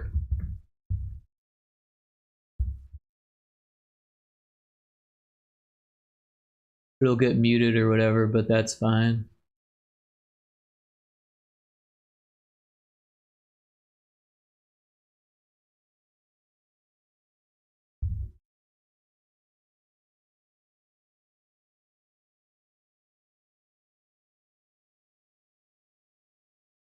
So yeah, this is the first song off of this album is one of my favorites.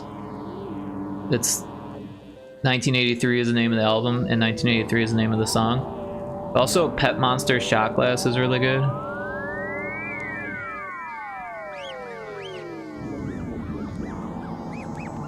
I wouldn't expect anything less from Rick, LOL, it's psychedelic. I'm watching you, listen, don't you dare. So yeah, this is one of my favorite EDM tracks and DJs. Like I said, I've seen the guy 3 times. I like the older stuff more than the newer stuff.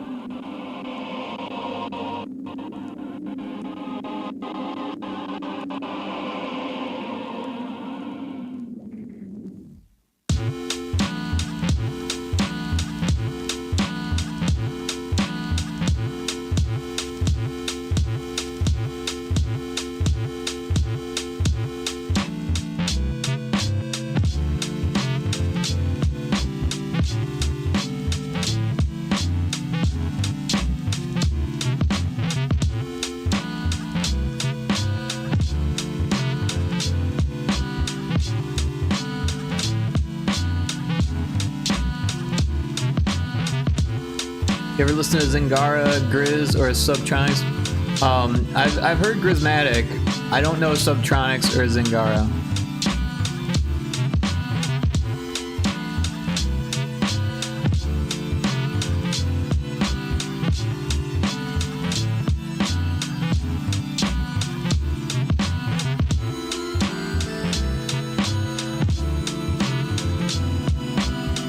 They're all good electronic music. Yeah, I had a friend who was really into Grizz.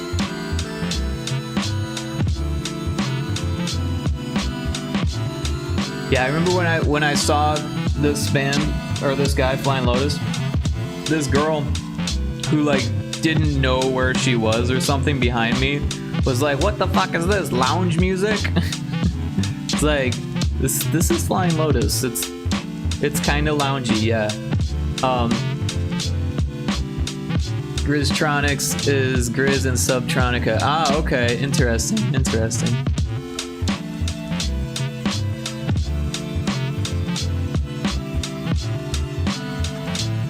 And Grizz is just short for Grizzmatic, right? Wasn't that what he went by before? And now it's Grizz. It was Grizzmatic.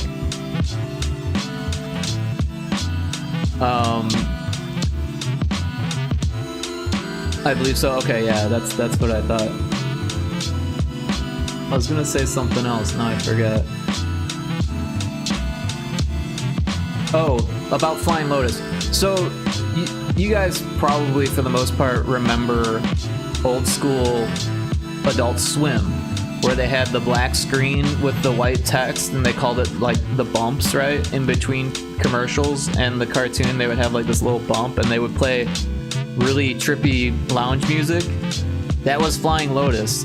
Flying Lotus got his start basically making music for Adult Swim for those little commercials, and then eventually he started putting other people's music in as well, and like started getting them started, kind of thing, or like DJs that he was fans of or producers that he was fans of. Also, Flying Lotus is Flying Lotus's aunt was married to John Coltrane, so I think that's where he got his like musical industry ins. Anyways, really cool track. I'll stop for a second here though. We don't need to listen to the whole thing. But yeah, if you want to check out more Flying Lotus, you won't regret it. The earlier stuff is better than the newer stuff. Like he did an album with Kendrick Lamar and stuff like that later, but even that was like 10 years ago. So, but yeah.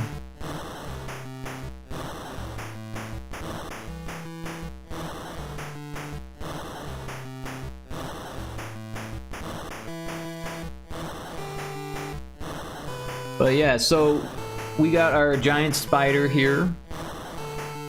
We got our giant worm. And then we've got our list. Sunken skyscraper. We could do like the Sears Tower. That might be easy.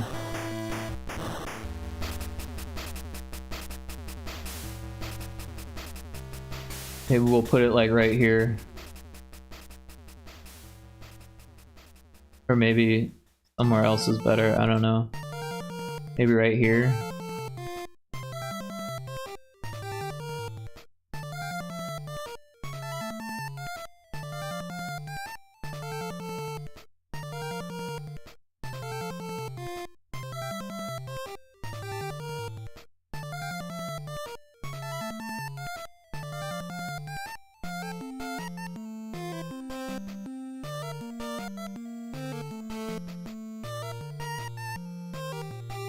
Whoa, what happened there? That's crazy. Why is it shaped like that? How did that happen? It's rotated. That's so weird.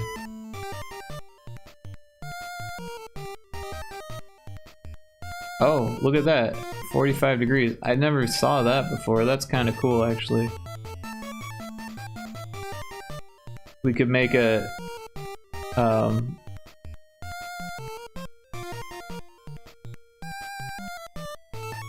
three-dimensional building.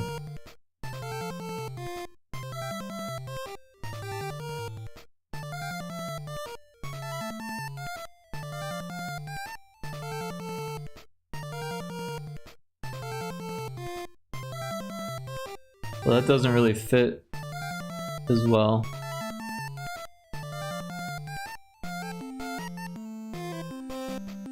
Maybe this just isn't a good spot for it. I don't know.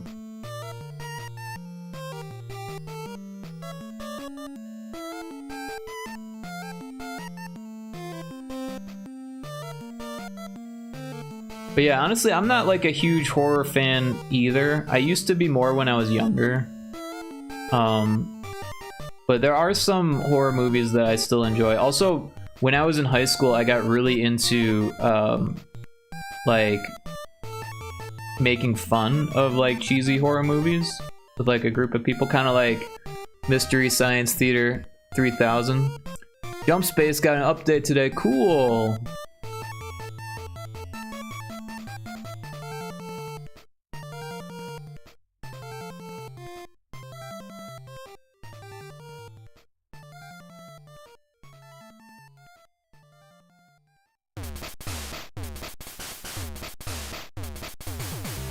But like Evil Dead, I was a big fan of. Evil Dead 2, Army of Darkness. Maybe we should delete the bottom of it.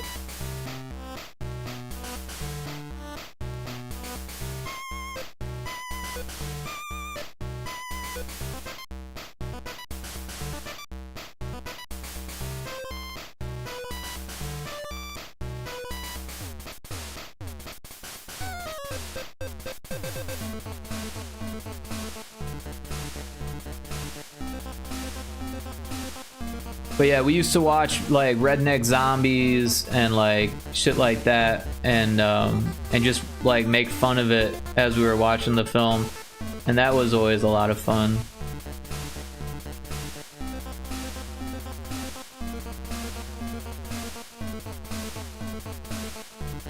Back when VHS was going off the market and video stores were like, you know, not doing so hot.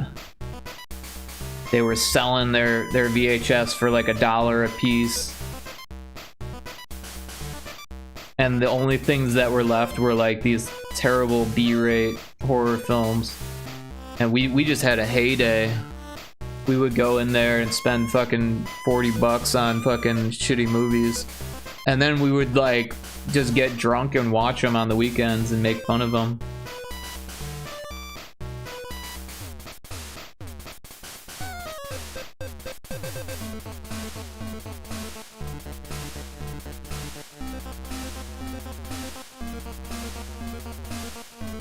What a time to be alive. It was a lot of fun, Lot Lizard. We had a lot of fun getting drunk and making fun of movies. And we talked about making our own damn cheesy horror movie. In fact, we even had the book called Make Your Own Damn Cheesy Horror Movie. Look, it's the Sears Tower.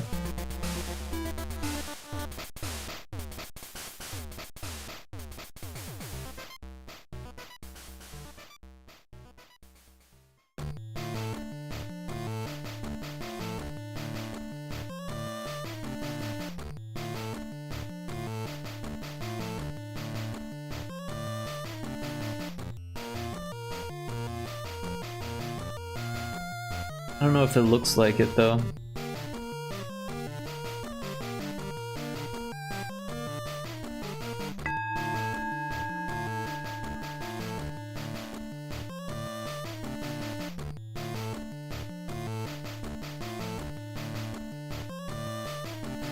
I think it'll work.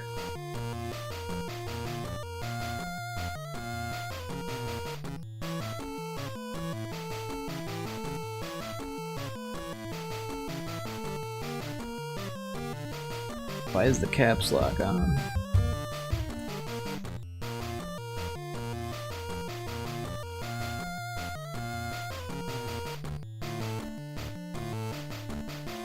Alright, we got the tower.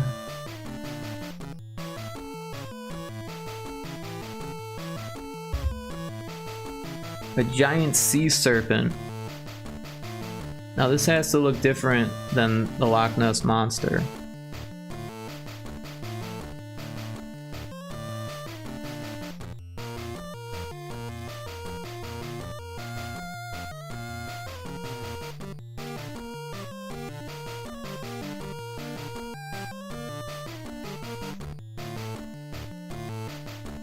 Might be cool to use this strip of islands as like a spot for it. Cyfix, welcome in. Everyone should check out Cyfix's stream, by the way. Last playing Heroes of Hammerwatch 2 with the crew.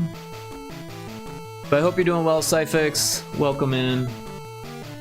We do have an ad coming up in about 2.5 minutes.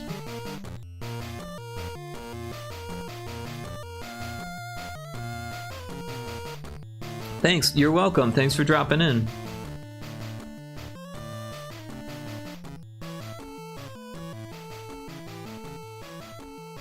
We're working on Demon Fish Dead Ahead.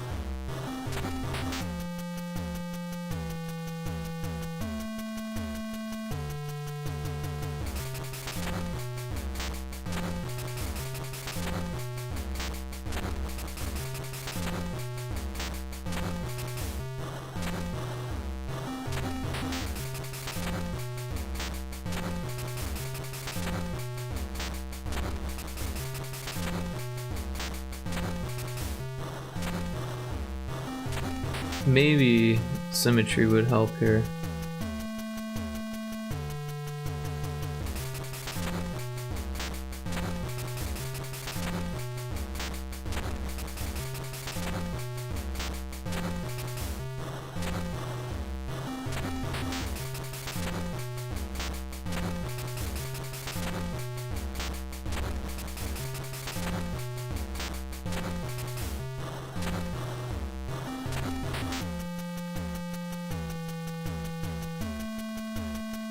I'm at Clock That. LOL, haven't been here in a minute. Did you miss it?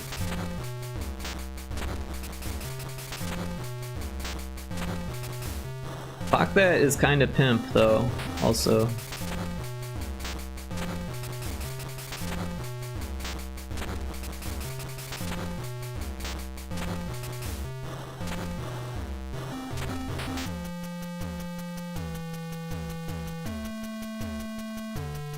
Gotta give it room for spikes. I didn't think about that.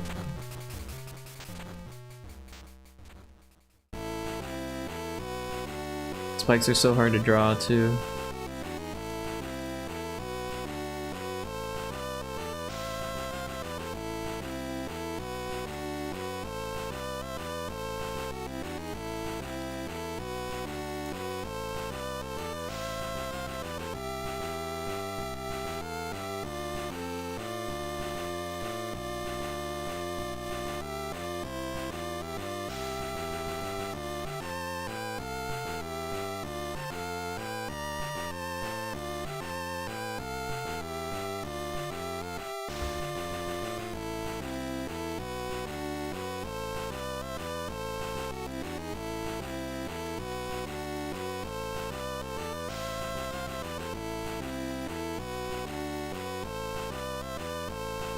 Guess that'll have to do.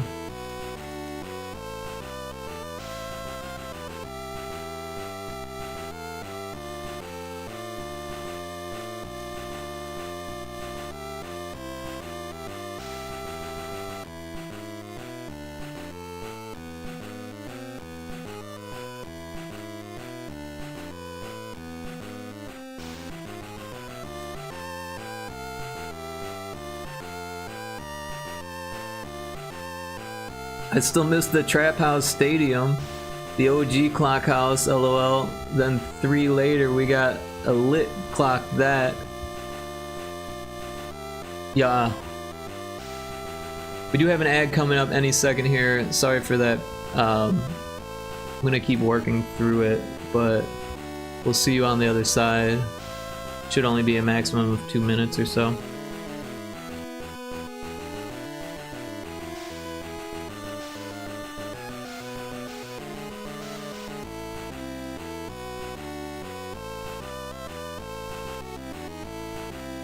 Not for me. I know a lot, Lizard. I was talking for all the other people.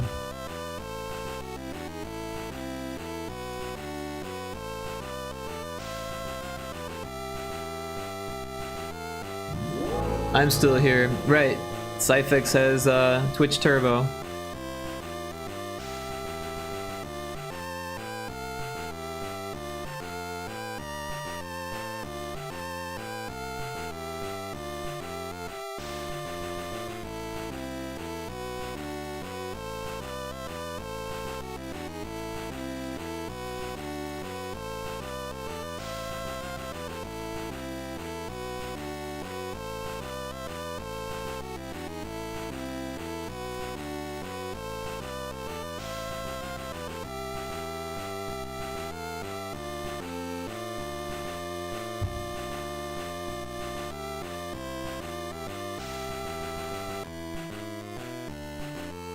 I wonder where that fish has gone. This is a good one. That's one of my favorite. So absurd. The one guy's got like a bra that's like, or a corset that has faucets over the boobs.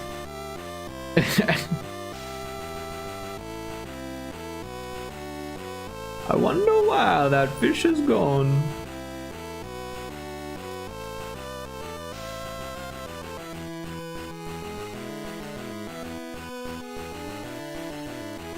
Have you seen the fish?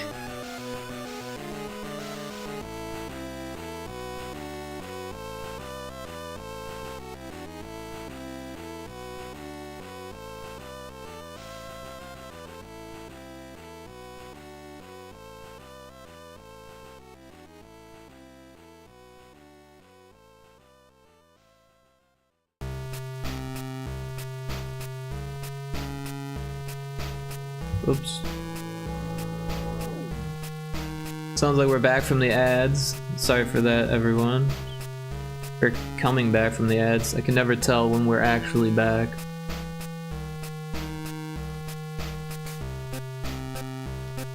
Alright, let's see how this looks. That actually looks pretty good.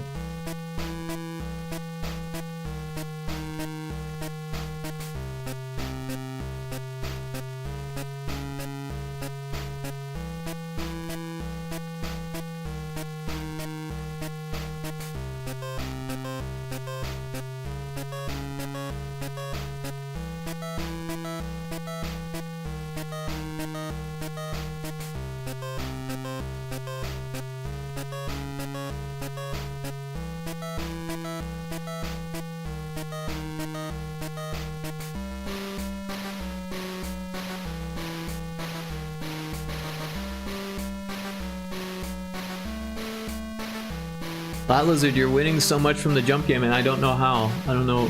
You're not jumping. Are you just flying?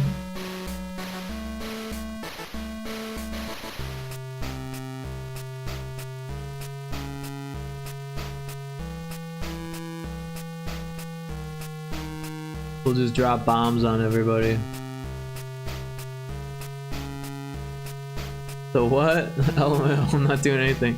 So there's like a game in stream avatars there, like the little creatures, the little peoples. What am I winning? You're winning points. So if you type in jump like that, you see how my froggy jumped? You can do it again. So every once in a while there's like a star. I can make stars.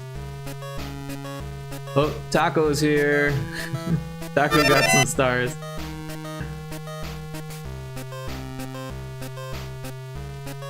Thanks for checking in, Taco. Welcome in. How you doing? Everyone should check out Taco's stream. They do pixel art.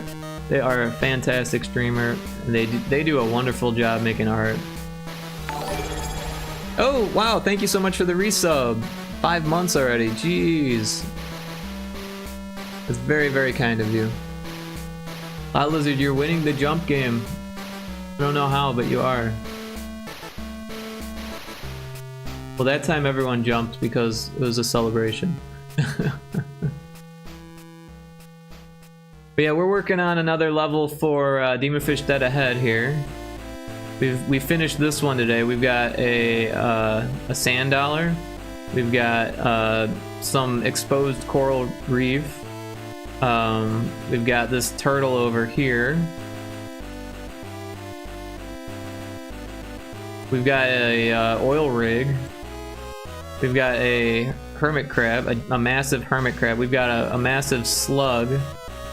And we've got a cruise liner. And I think that's everything. But now we're working on the next level. And we've got a massive spider. We've got a massive worm. We've got a sunken building.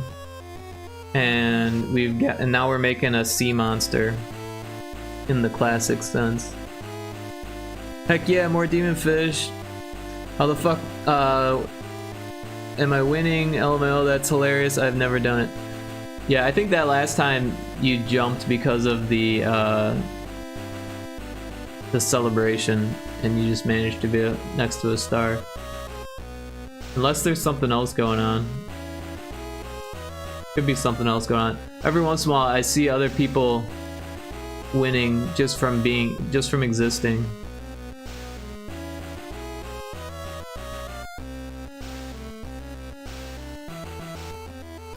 But yeah, it looks like you're not winning now, so I meant all the points before. Yeah, I don't know. I really don't know.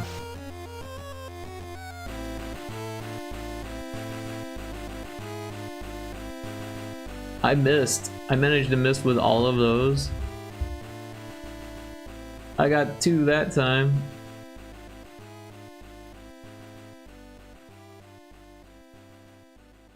This map is ginormous. I love the turtle. I'm glad you like the turtle. Yeah, these maps are very large. All of them are that big, but this one has the most like islands, and it's gonna be the most confusing because it is the final level of the game.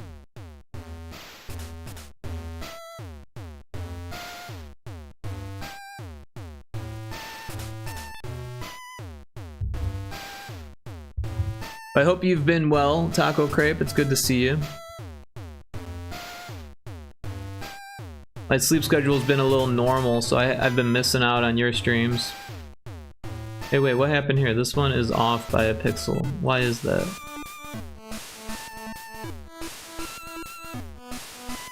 There we go. Although my sleep schedule is starting to drift again.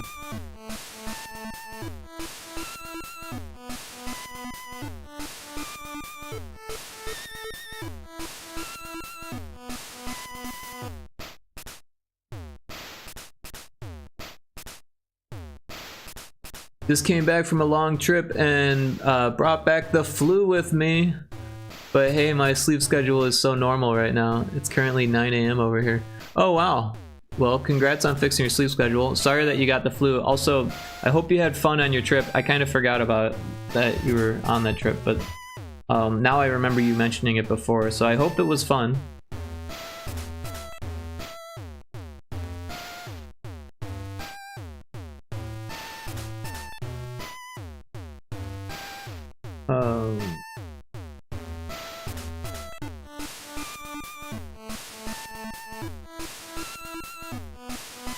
There we go.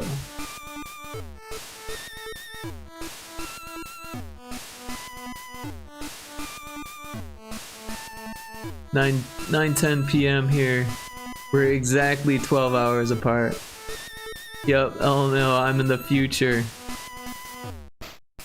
Actually I think you're in the past, Lot Lizard. I think the Western world is in the past and the Eastern world's in the future. Isn't that how that works?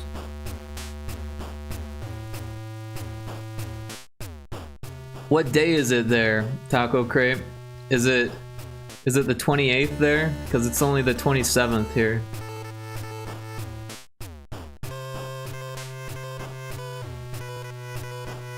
Also, this one's off by a pixel too. What's going on here?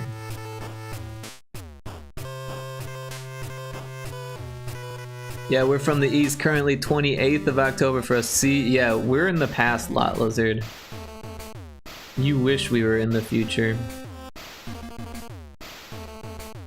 We are so not in the future.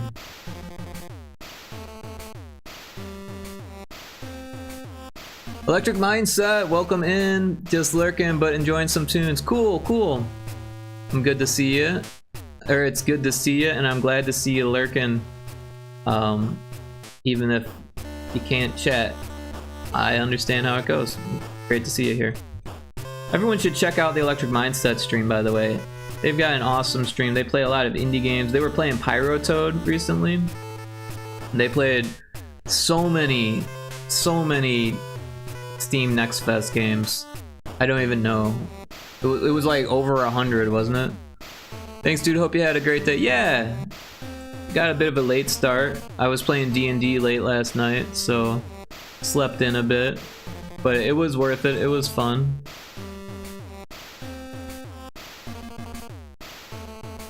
$113 by then. Wow, that is a lot. How did D&D go? D&D went well. It was good.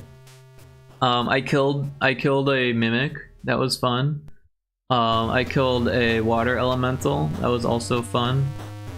And I nearly got killed by my own teammate because we were made paranoid by this really big monster that we have to fight next session. We ended right before, or right as this really big monster like showed itself to us. You should try killing a mimic by feeding it too much. That's funny. No, I punched it. I one-shotted the thing. I two-shotted it. I punched it with one hand and then I punched it with the other and it splintered into pieces. And I knocked all of its teeth out. My monk is like super strong. And it's a frog. Bleep Blop is its name. He's still playing as the Grung monk. Yeah, Bleep Blop. The Grung monk. A Grung cleric monk. Fantastic naming job. I'm glad you like. Yeah, Bleep Blop. Although there's apostrophes, so it's like bleep. Wait, I'm spelling it wrong. Bleep and then blop. Bleep Blop, like that.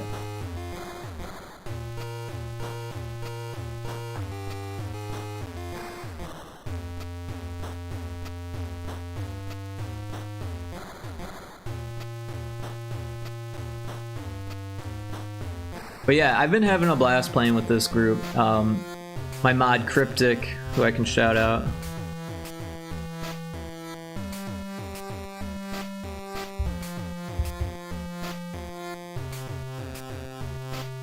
Oh, wait, that didn't work. Is there like an underscore or something? That's not Cryptic. Cryptic has an avatar.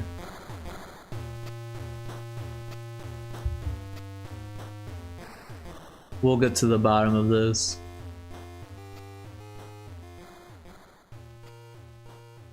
Or will we? There's probably a number or something.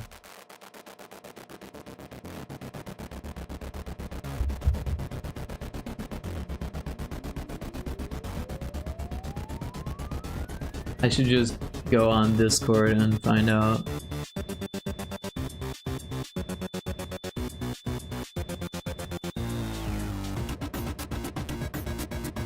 Oh, I don't know.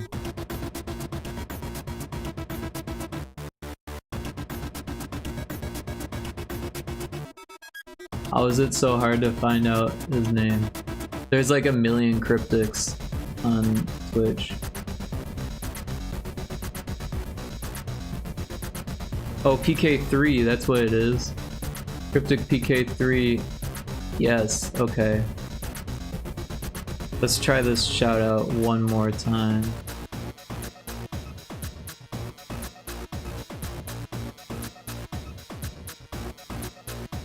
There's Cryptic. Yeah, if you don't follow Cryptic, give them a follow. They're super cool. They do game dev stuff. They also play games. They were playing Backseat Drivers with friends the other day, and I was watching, and it was a lot of fun. Speaking of driving games, Electric Mindset, I did buy that RV There Yet game, so I would love to play that with you sometime. I noticed that you had it in your library, so... Same dude, right, yeah, because it's on sale, and the sale is only on for another couple days or something. I'd be so down. Cool, yeah, maybe we can stream together, do like a stream collab. I think that'd be fun. Want to try it this weekend sometime, or when you're thinking? Yeah, whenever you can, I'd be down. I'm pretty open these days. I might have to do something for that commission that's due on the 29th, but as far as I know, everything's done with that. But I'm kind of waiting on the client to hear if they want any changes or anything like that. So it kind of depends. But regardless, it shouldn't take me long.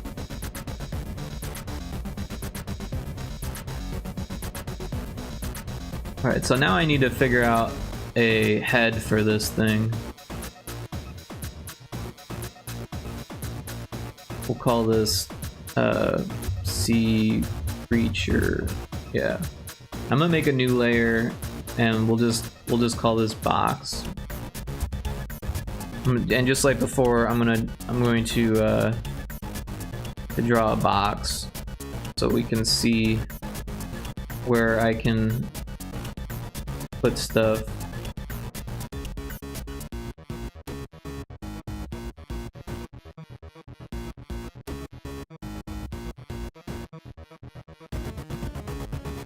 Really not the coolest shape for a dragon.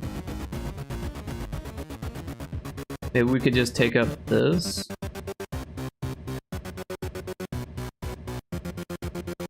I don't know.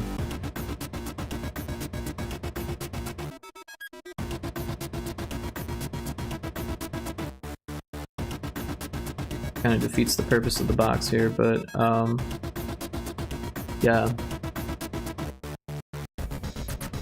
There's a Drapion in chat. I don't know what the pumpkins mean. I imagine there's some type of pumpkin thing going on. Event spawn.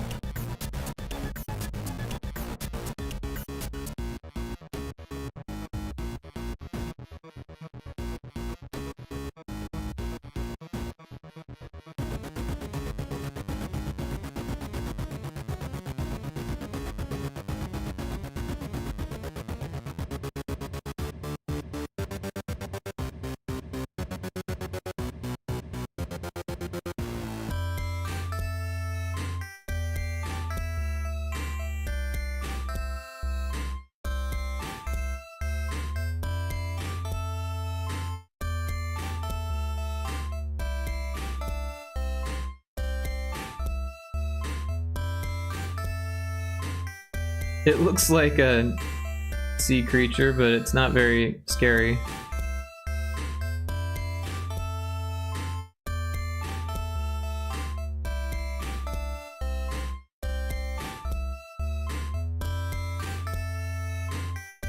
Do you golf? Rick takes opportunity to tell story. Wait, what?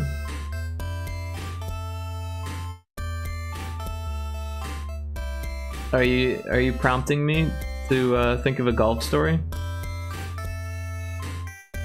I could.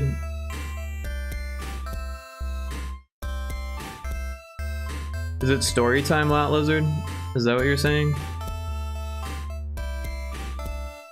You usually tell a story every time I say something. I bet you have one.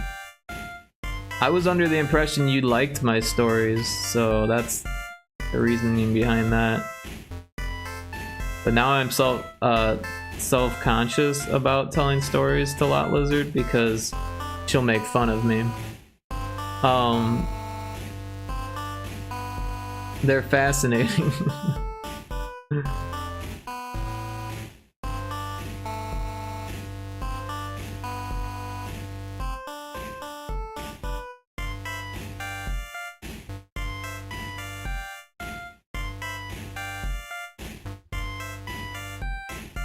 We can kill the box. I do not, Elmo. You hear my outrageous life stories. I hear that your life is outrageous, but you don't tell me a whole lot of stories.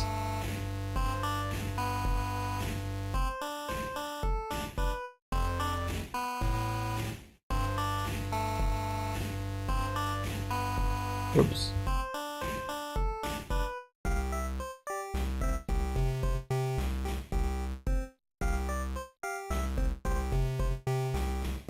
I just did yesterday. What you mean? Bogo the clown. Even if embarrassed publicly. That was an epic rant. I don't know what you're talking about, Bogo the clown. Buy one, get one? Are you talking about your friend who wanted to chat with you after months of not chatting? Yeah, cause it was a sale on Audacity. I gotcha, I gotcha.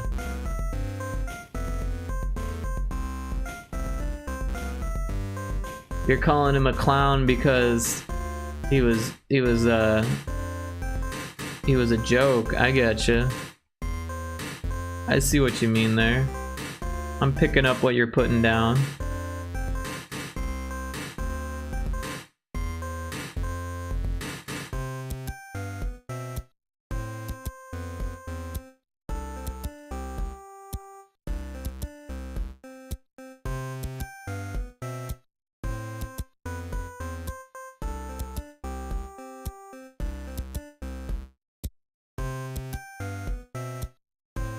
Yes, Elmo.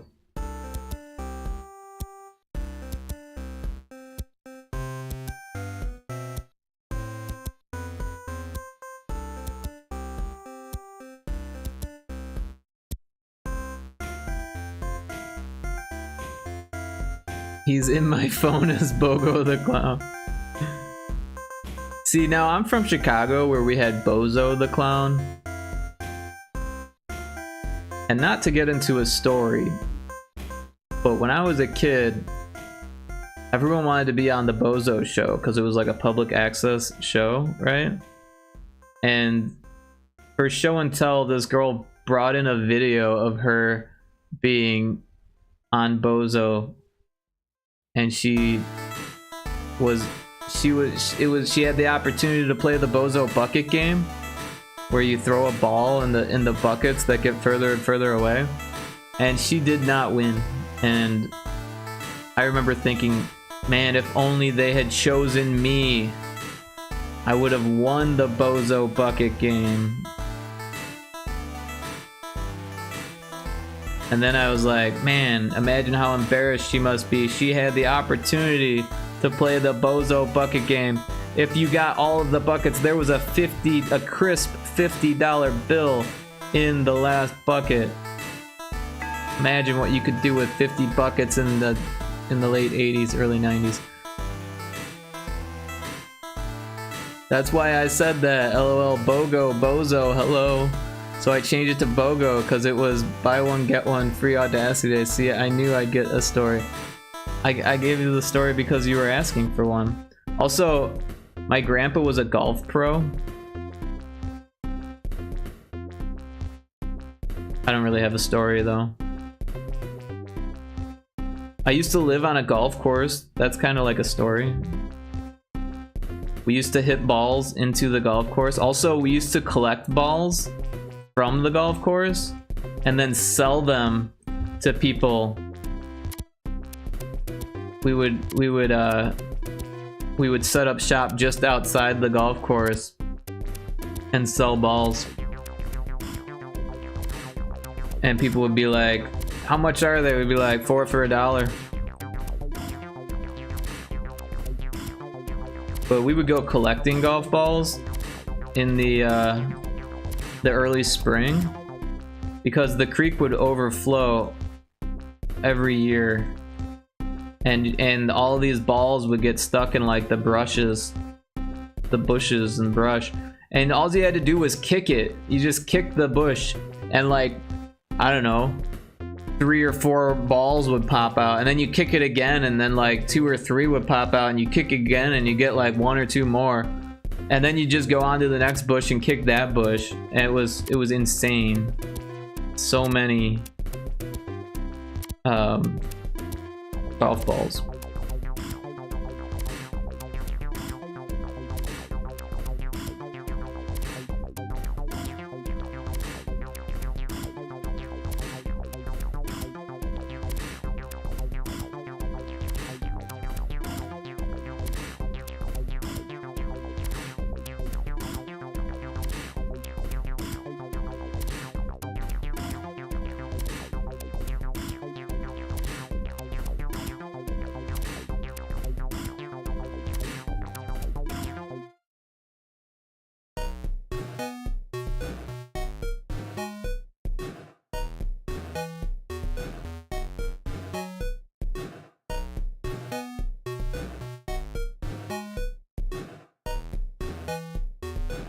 This one, I think these tiles we can actually just leave. They don't look too bad.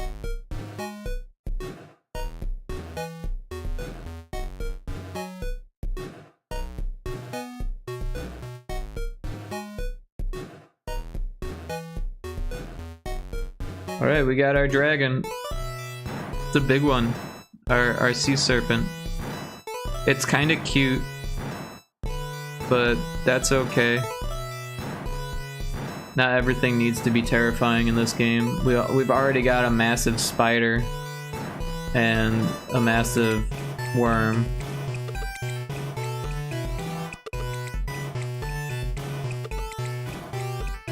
Oh no, making money moves. Rick out there kicking bushes. Yep, I kicked the bushes. A lot of bushes got kicked. It was actually really fun, and we didn't really sell very many, so we ended up with so many golf balls. This crazy amount of golf balls. And I brought him out to the lake house when we moved away from that place. My dad and his second wife got divorced. We ended up with the golf balls. And we would hit them out over the lake when there was no boats going by. We'd hit them out into the area club over the lake, or into the lake if we didn't make it far enough. Lot Lizard, you won more from the jump game. Reminds me of the dinosaur inflatables you see at beaches. Although to be fair, in a world full of horrors, the happy serpent is the most suspicious. What's he so happy about? Bad for the environment, Rick. I'm disappointed. The golf balls? Yeah. Well, it was a quarry.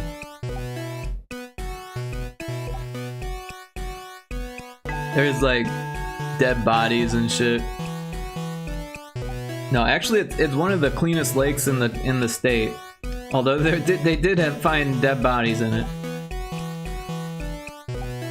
Makes you wonder. No, there was some hunters that died in a capsizing accident. Dumbass hunters were out there in waders. They had the big rubber overalls on in the winter to go hunting on a John boat. And they tried to swim to shore and did not make it because their rubber overalls filled up with really, really cold water and sank them.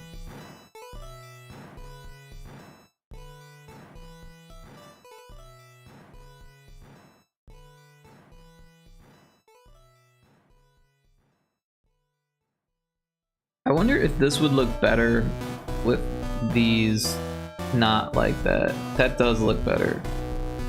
Let's do that. And then we'll just have to fix the water.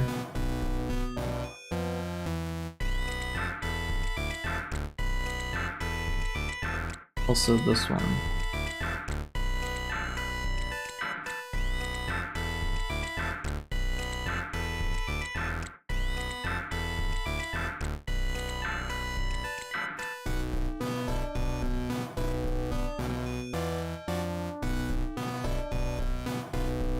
Yeah, it does look suspiciously happy.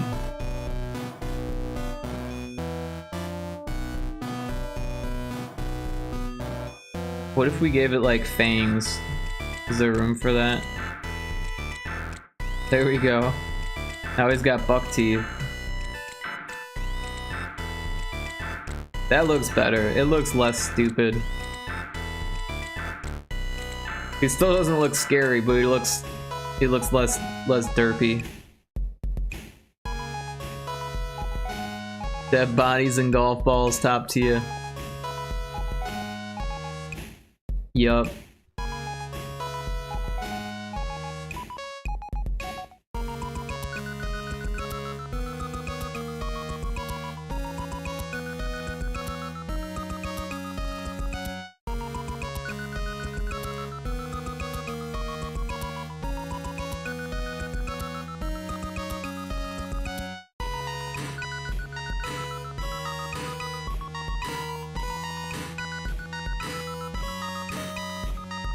I kinda wish there was room for one more pixel there, but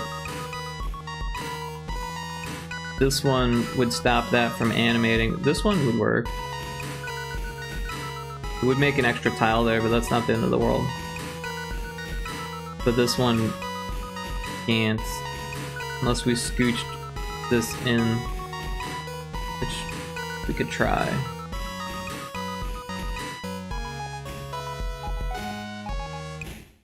That might actually be okay.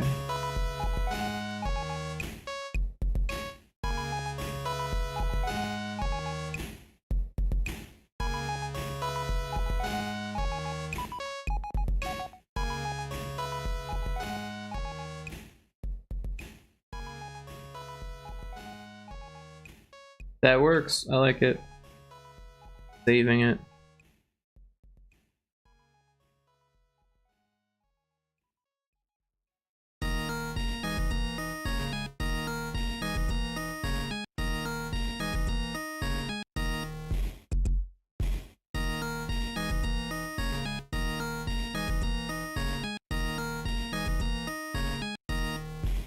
Yeah, it reminds me of one of those, like, lawn serpents.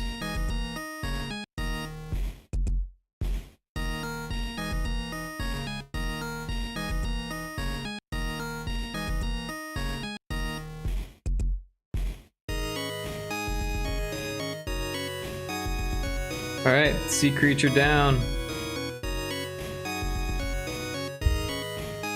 Only 3 left. The giant snail. I think we could fit the giant snail here. Do like a big conical shell.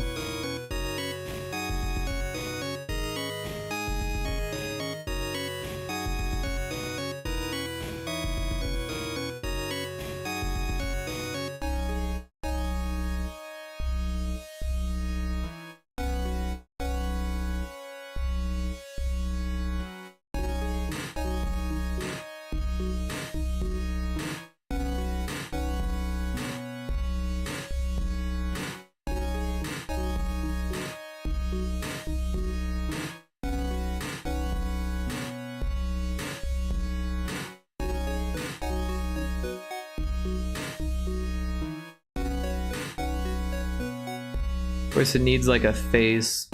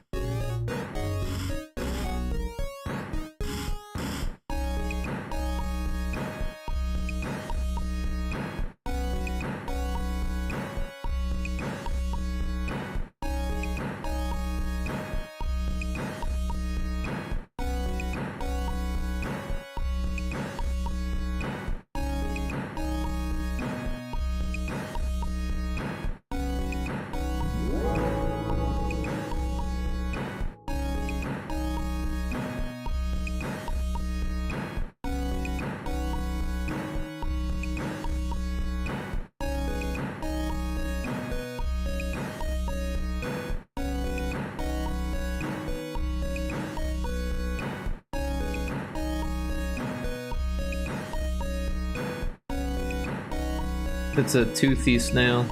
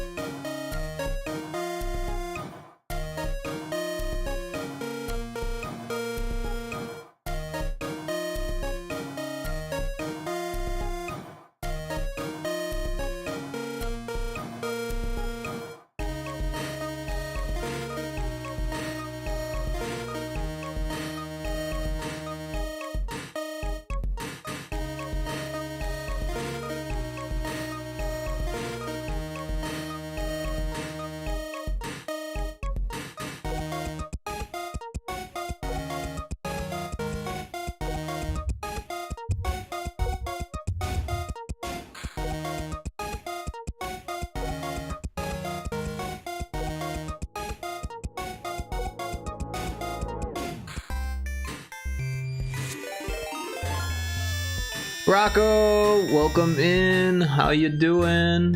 Thank you so much for the raid. Hope you're doing well. How was your stream? Were you working on your spaceship limited color pixel art Unity game?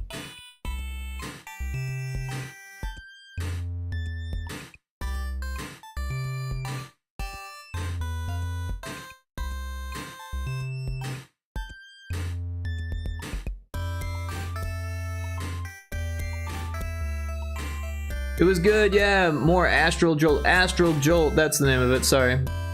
Hope you're doing well. I am. I hope you're doing well as well. Everyone should check out Bracco if they haven't yet. Bracco's got an awesome stream. They do pixel art, game dev, all the cool stuff. Unity development. Limited color palette with a Game Boy style. Did I do Control or Shift S again? I did.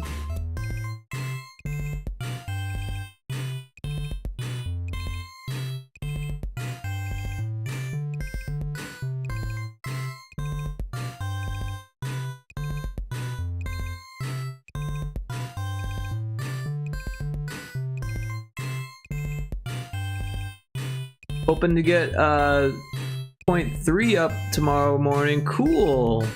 Congratulations. I need to get some dinner rolling, so I'm gonna lurk. Well, thank you so much for the raid. I'm glad you had a good stream, and I hope you have an amazing dinner. And take care. It's good to see you. Glad to hear that your project's going well. Map is looking great though. Cool, yeah, we got a big old map going. We got a giant spider, we got a giant worm, we got a sunken building, we got a sea serpent, and we've got a giant evil snail so far. But yeah, enjoy your dinner. Thank you so much again. Oops.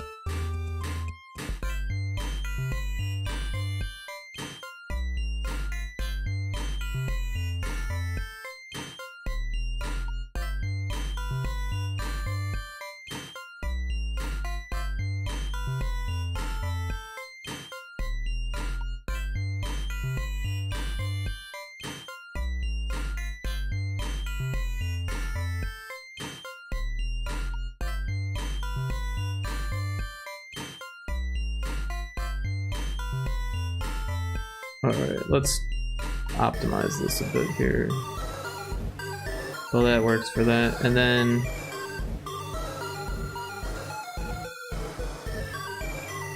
let's fix these edges.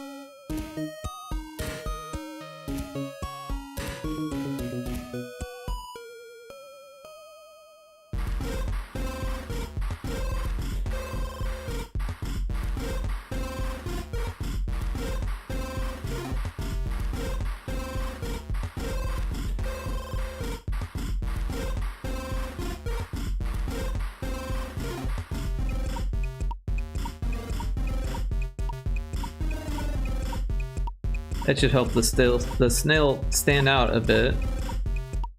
And then we'll outline the shell also.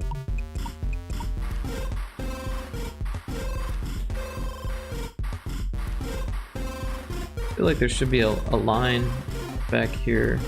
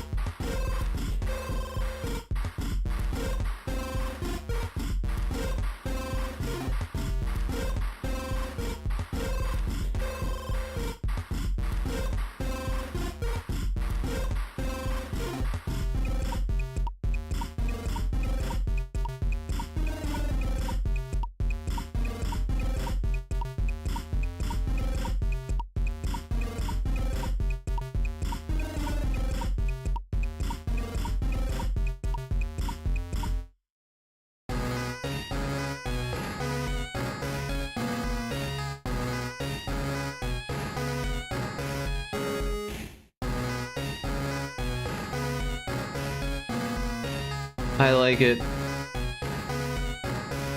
It looks evil.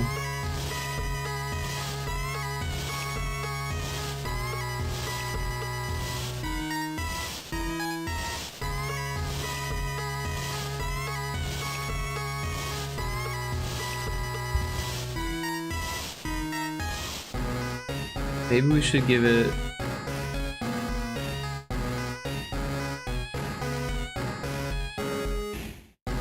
I don't know if that helps or not. I think it does. Gives it more depth. Maybe we could do something similar with the teeth here. Almost looks like it has a tongue now, which is kind of fun. Yes. I like how it has like a cheek. Makes it look more snaily. I don't like this though. Let's fix that. That looks a little bit better.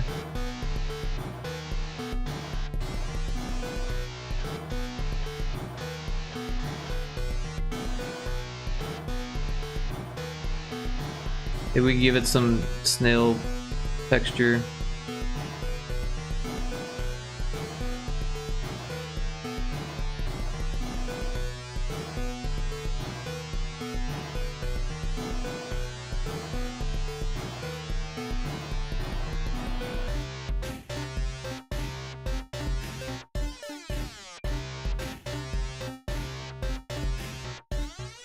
He's got freckles.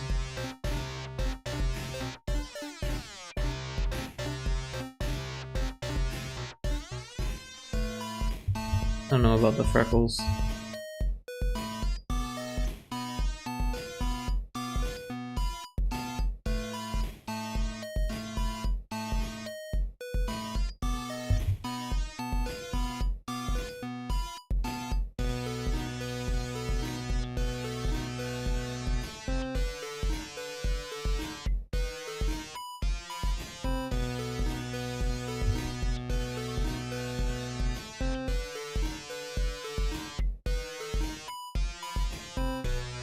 I think that'll work.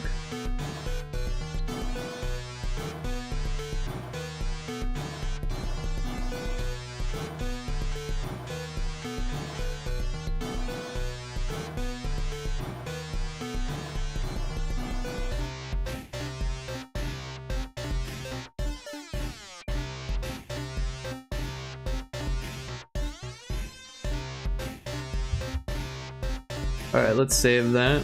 Mark it off on the list. Alright, well, it is getting kind of late here. We're at 3.5 hours, and it's 9 o'clock. We gotta eat dinner. Maybe get some video games in. Sounded like Lot Lizard wanted to play Helldivers. That could be fun. We got the sea serpent. We got the massive scary snail. We got the massive scary worm. We've got the Sears Tower sunken. We've got the massive scary spider. So that's 5 out of 7. Got the sand dollar. Got the cruise. That's 2.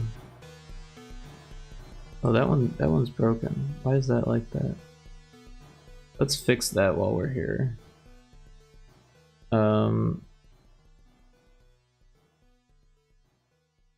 Let's just put water there. That'll be the easiest way. There it is. We got the snail. Let's save this while we're at it. We got the hermit crab, the massive hermit crab. We got the oil rig.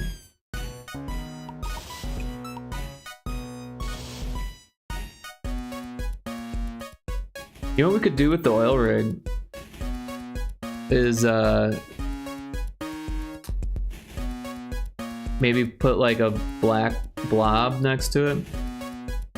Oh no, you a pumpkin. I am a pumpkin. Welcome in, Puke. Everyone should check out Puke's stream, by the way. They do assembly for the NES. They were making a port of a game called what is it called? Orange Island, right? I think it's called Orange Island.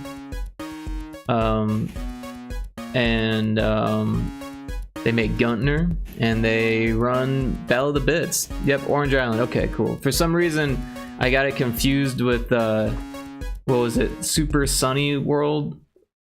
Do you know that one? It's kind of a similar game.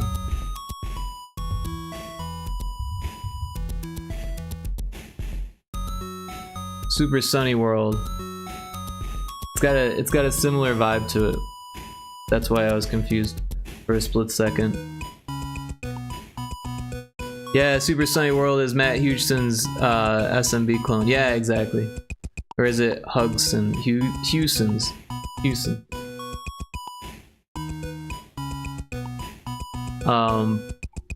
But yeah, everyone should check out Puke7's stream. Very cool streamer. On Fridays, they do retro commercials, which is a ton of fun. But yeah, I hope you're doing well. Hope things have been good. I noticed earlier I tried to log into Battle of the Bits, and it was telling me that it couldn't reach the website from the app. But then later I tried again and it worked, so whatever issue it was, it seems to be fixed now.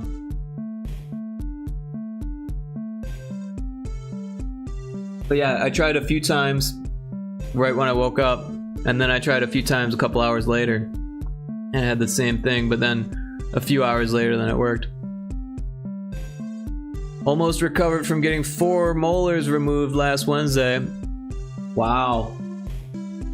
4 molars. Was it your wisdom teeth? Or is it just regular molars? Molars are rough, man. They hopefully they put you out, right? Because you feel that. Yeah, sometimes the site is overwhelmed. Ah, interesting. It's okay, I didn't have anything to offer. I was just in it for my daily playa point. I'm at level 5 just from getting playa points, by the way. Just from logging in and just listening to music. They put me under. It was lower 2 wisdom teeth and their neighbors. Wow.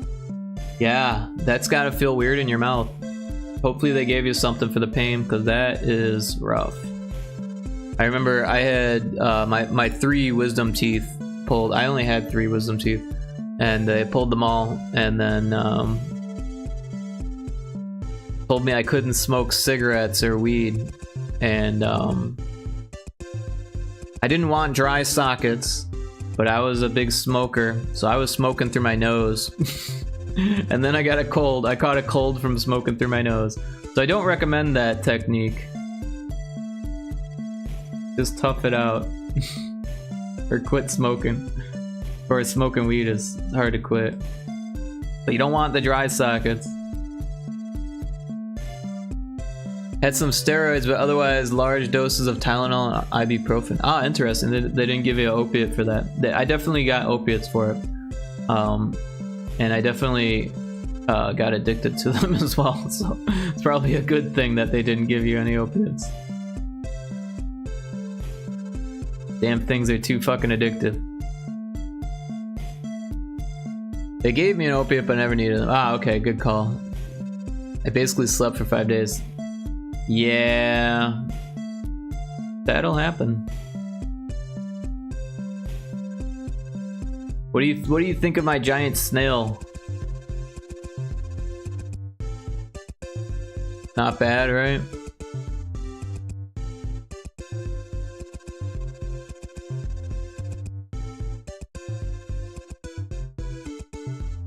Hell yeah, nice face. Yeah. And then we got the giant spider. And or the giant worm. This is a bobbit worm. Bobbit worms are crazy, by the way.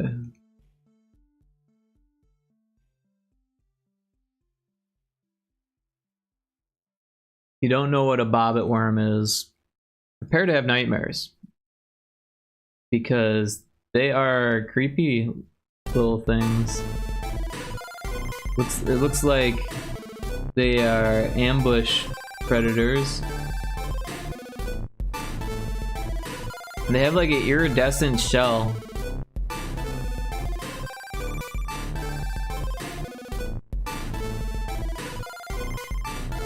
Nightmare fuel, they ain't kidding. Look at that shit. It wouldn't be so creepy if they didn't get so darn big. Look at the size of this thing.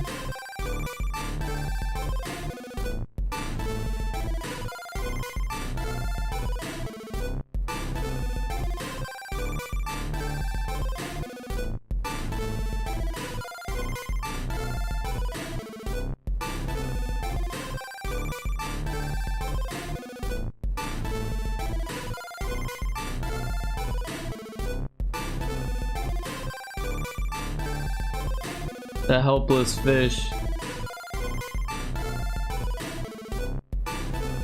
Do those claws.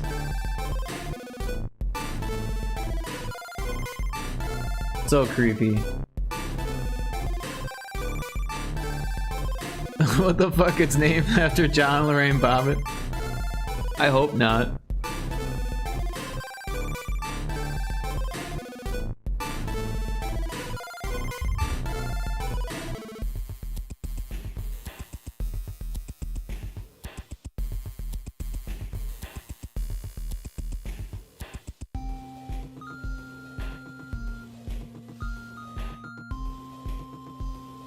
It is. Oh my god. It says it on the Wikipedia. The bobbit worm, which is believed to derive from the John and Lorena Bobbitt case. Jeez.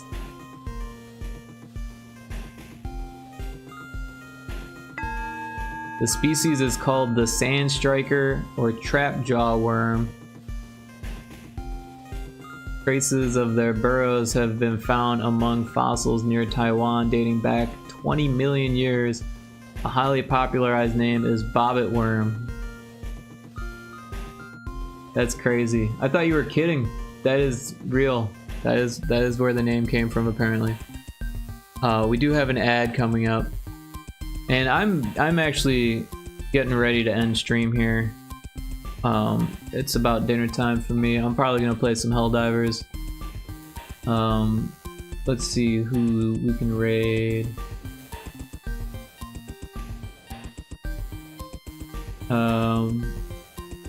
Buggy Burrow or Pixeliana, Quelm.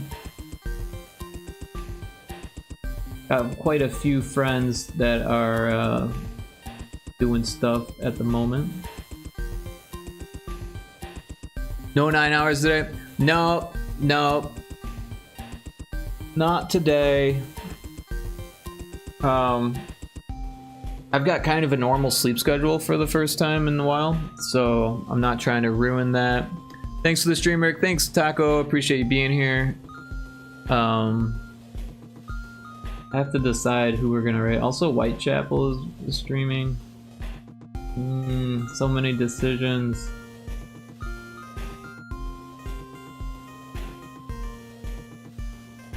I'm gonna have to make a counter that counts when I raid people, so that way I can say like, oh, it's been a while since I've raided this person. I want to say that each of those we've raided twice though.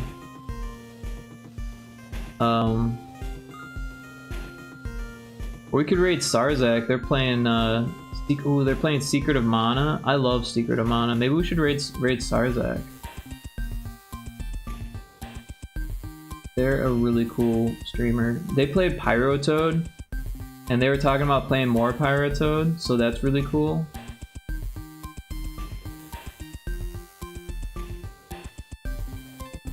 Yeah, let's raid Sarzak.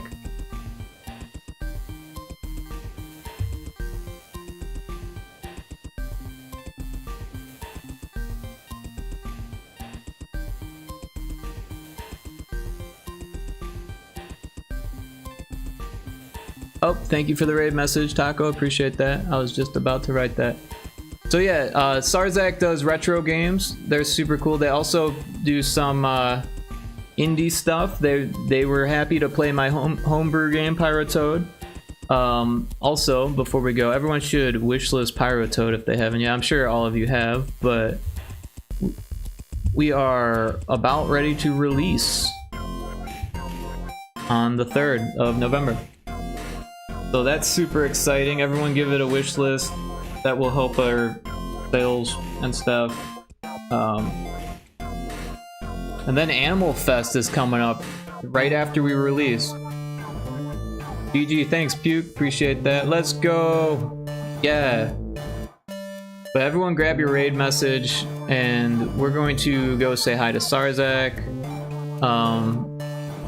They are likely to mention Pyrotoad, which is very kind of them because they played it.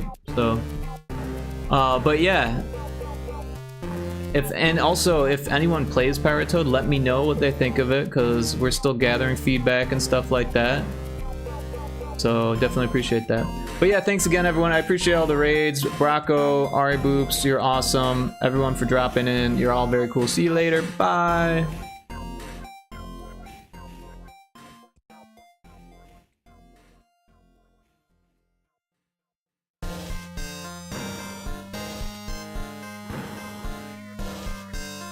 Rick, hey Rick, thank you for the raid. Welcome in.